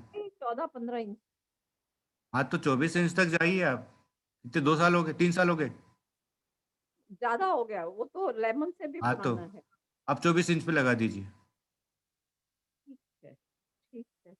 Okay, thank you okay thank okay. You very much. Anyone else? ये 2 घंटे से ज्यादा हो गया। कोई और कुछ पूछना चाहता है? हालांकि अभी तक काफी लोग हैं। Thank you so much sir. Thank you, thanks a lot. Thank you. अच्छा लगा आप सबको। मेहता साहब गए क्या? ठीक है, फिर अब अपन क्लोज करें। So nice of you. Thanks a lot. Very much. Thank you. Ahuja साहब, हाँ जी। आप एक चीज अपने बेटे से और सीख लो कि आपका नाम कैसे आएगा इसके ऊपर। हाँ, मैंने बोला था। आप M21 से मैंने पहले भी पूछा, फिर बाद में मैंने पहचान लिया कि हमारे आहूजा साहब है जो M21 है।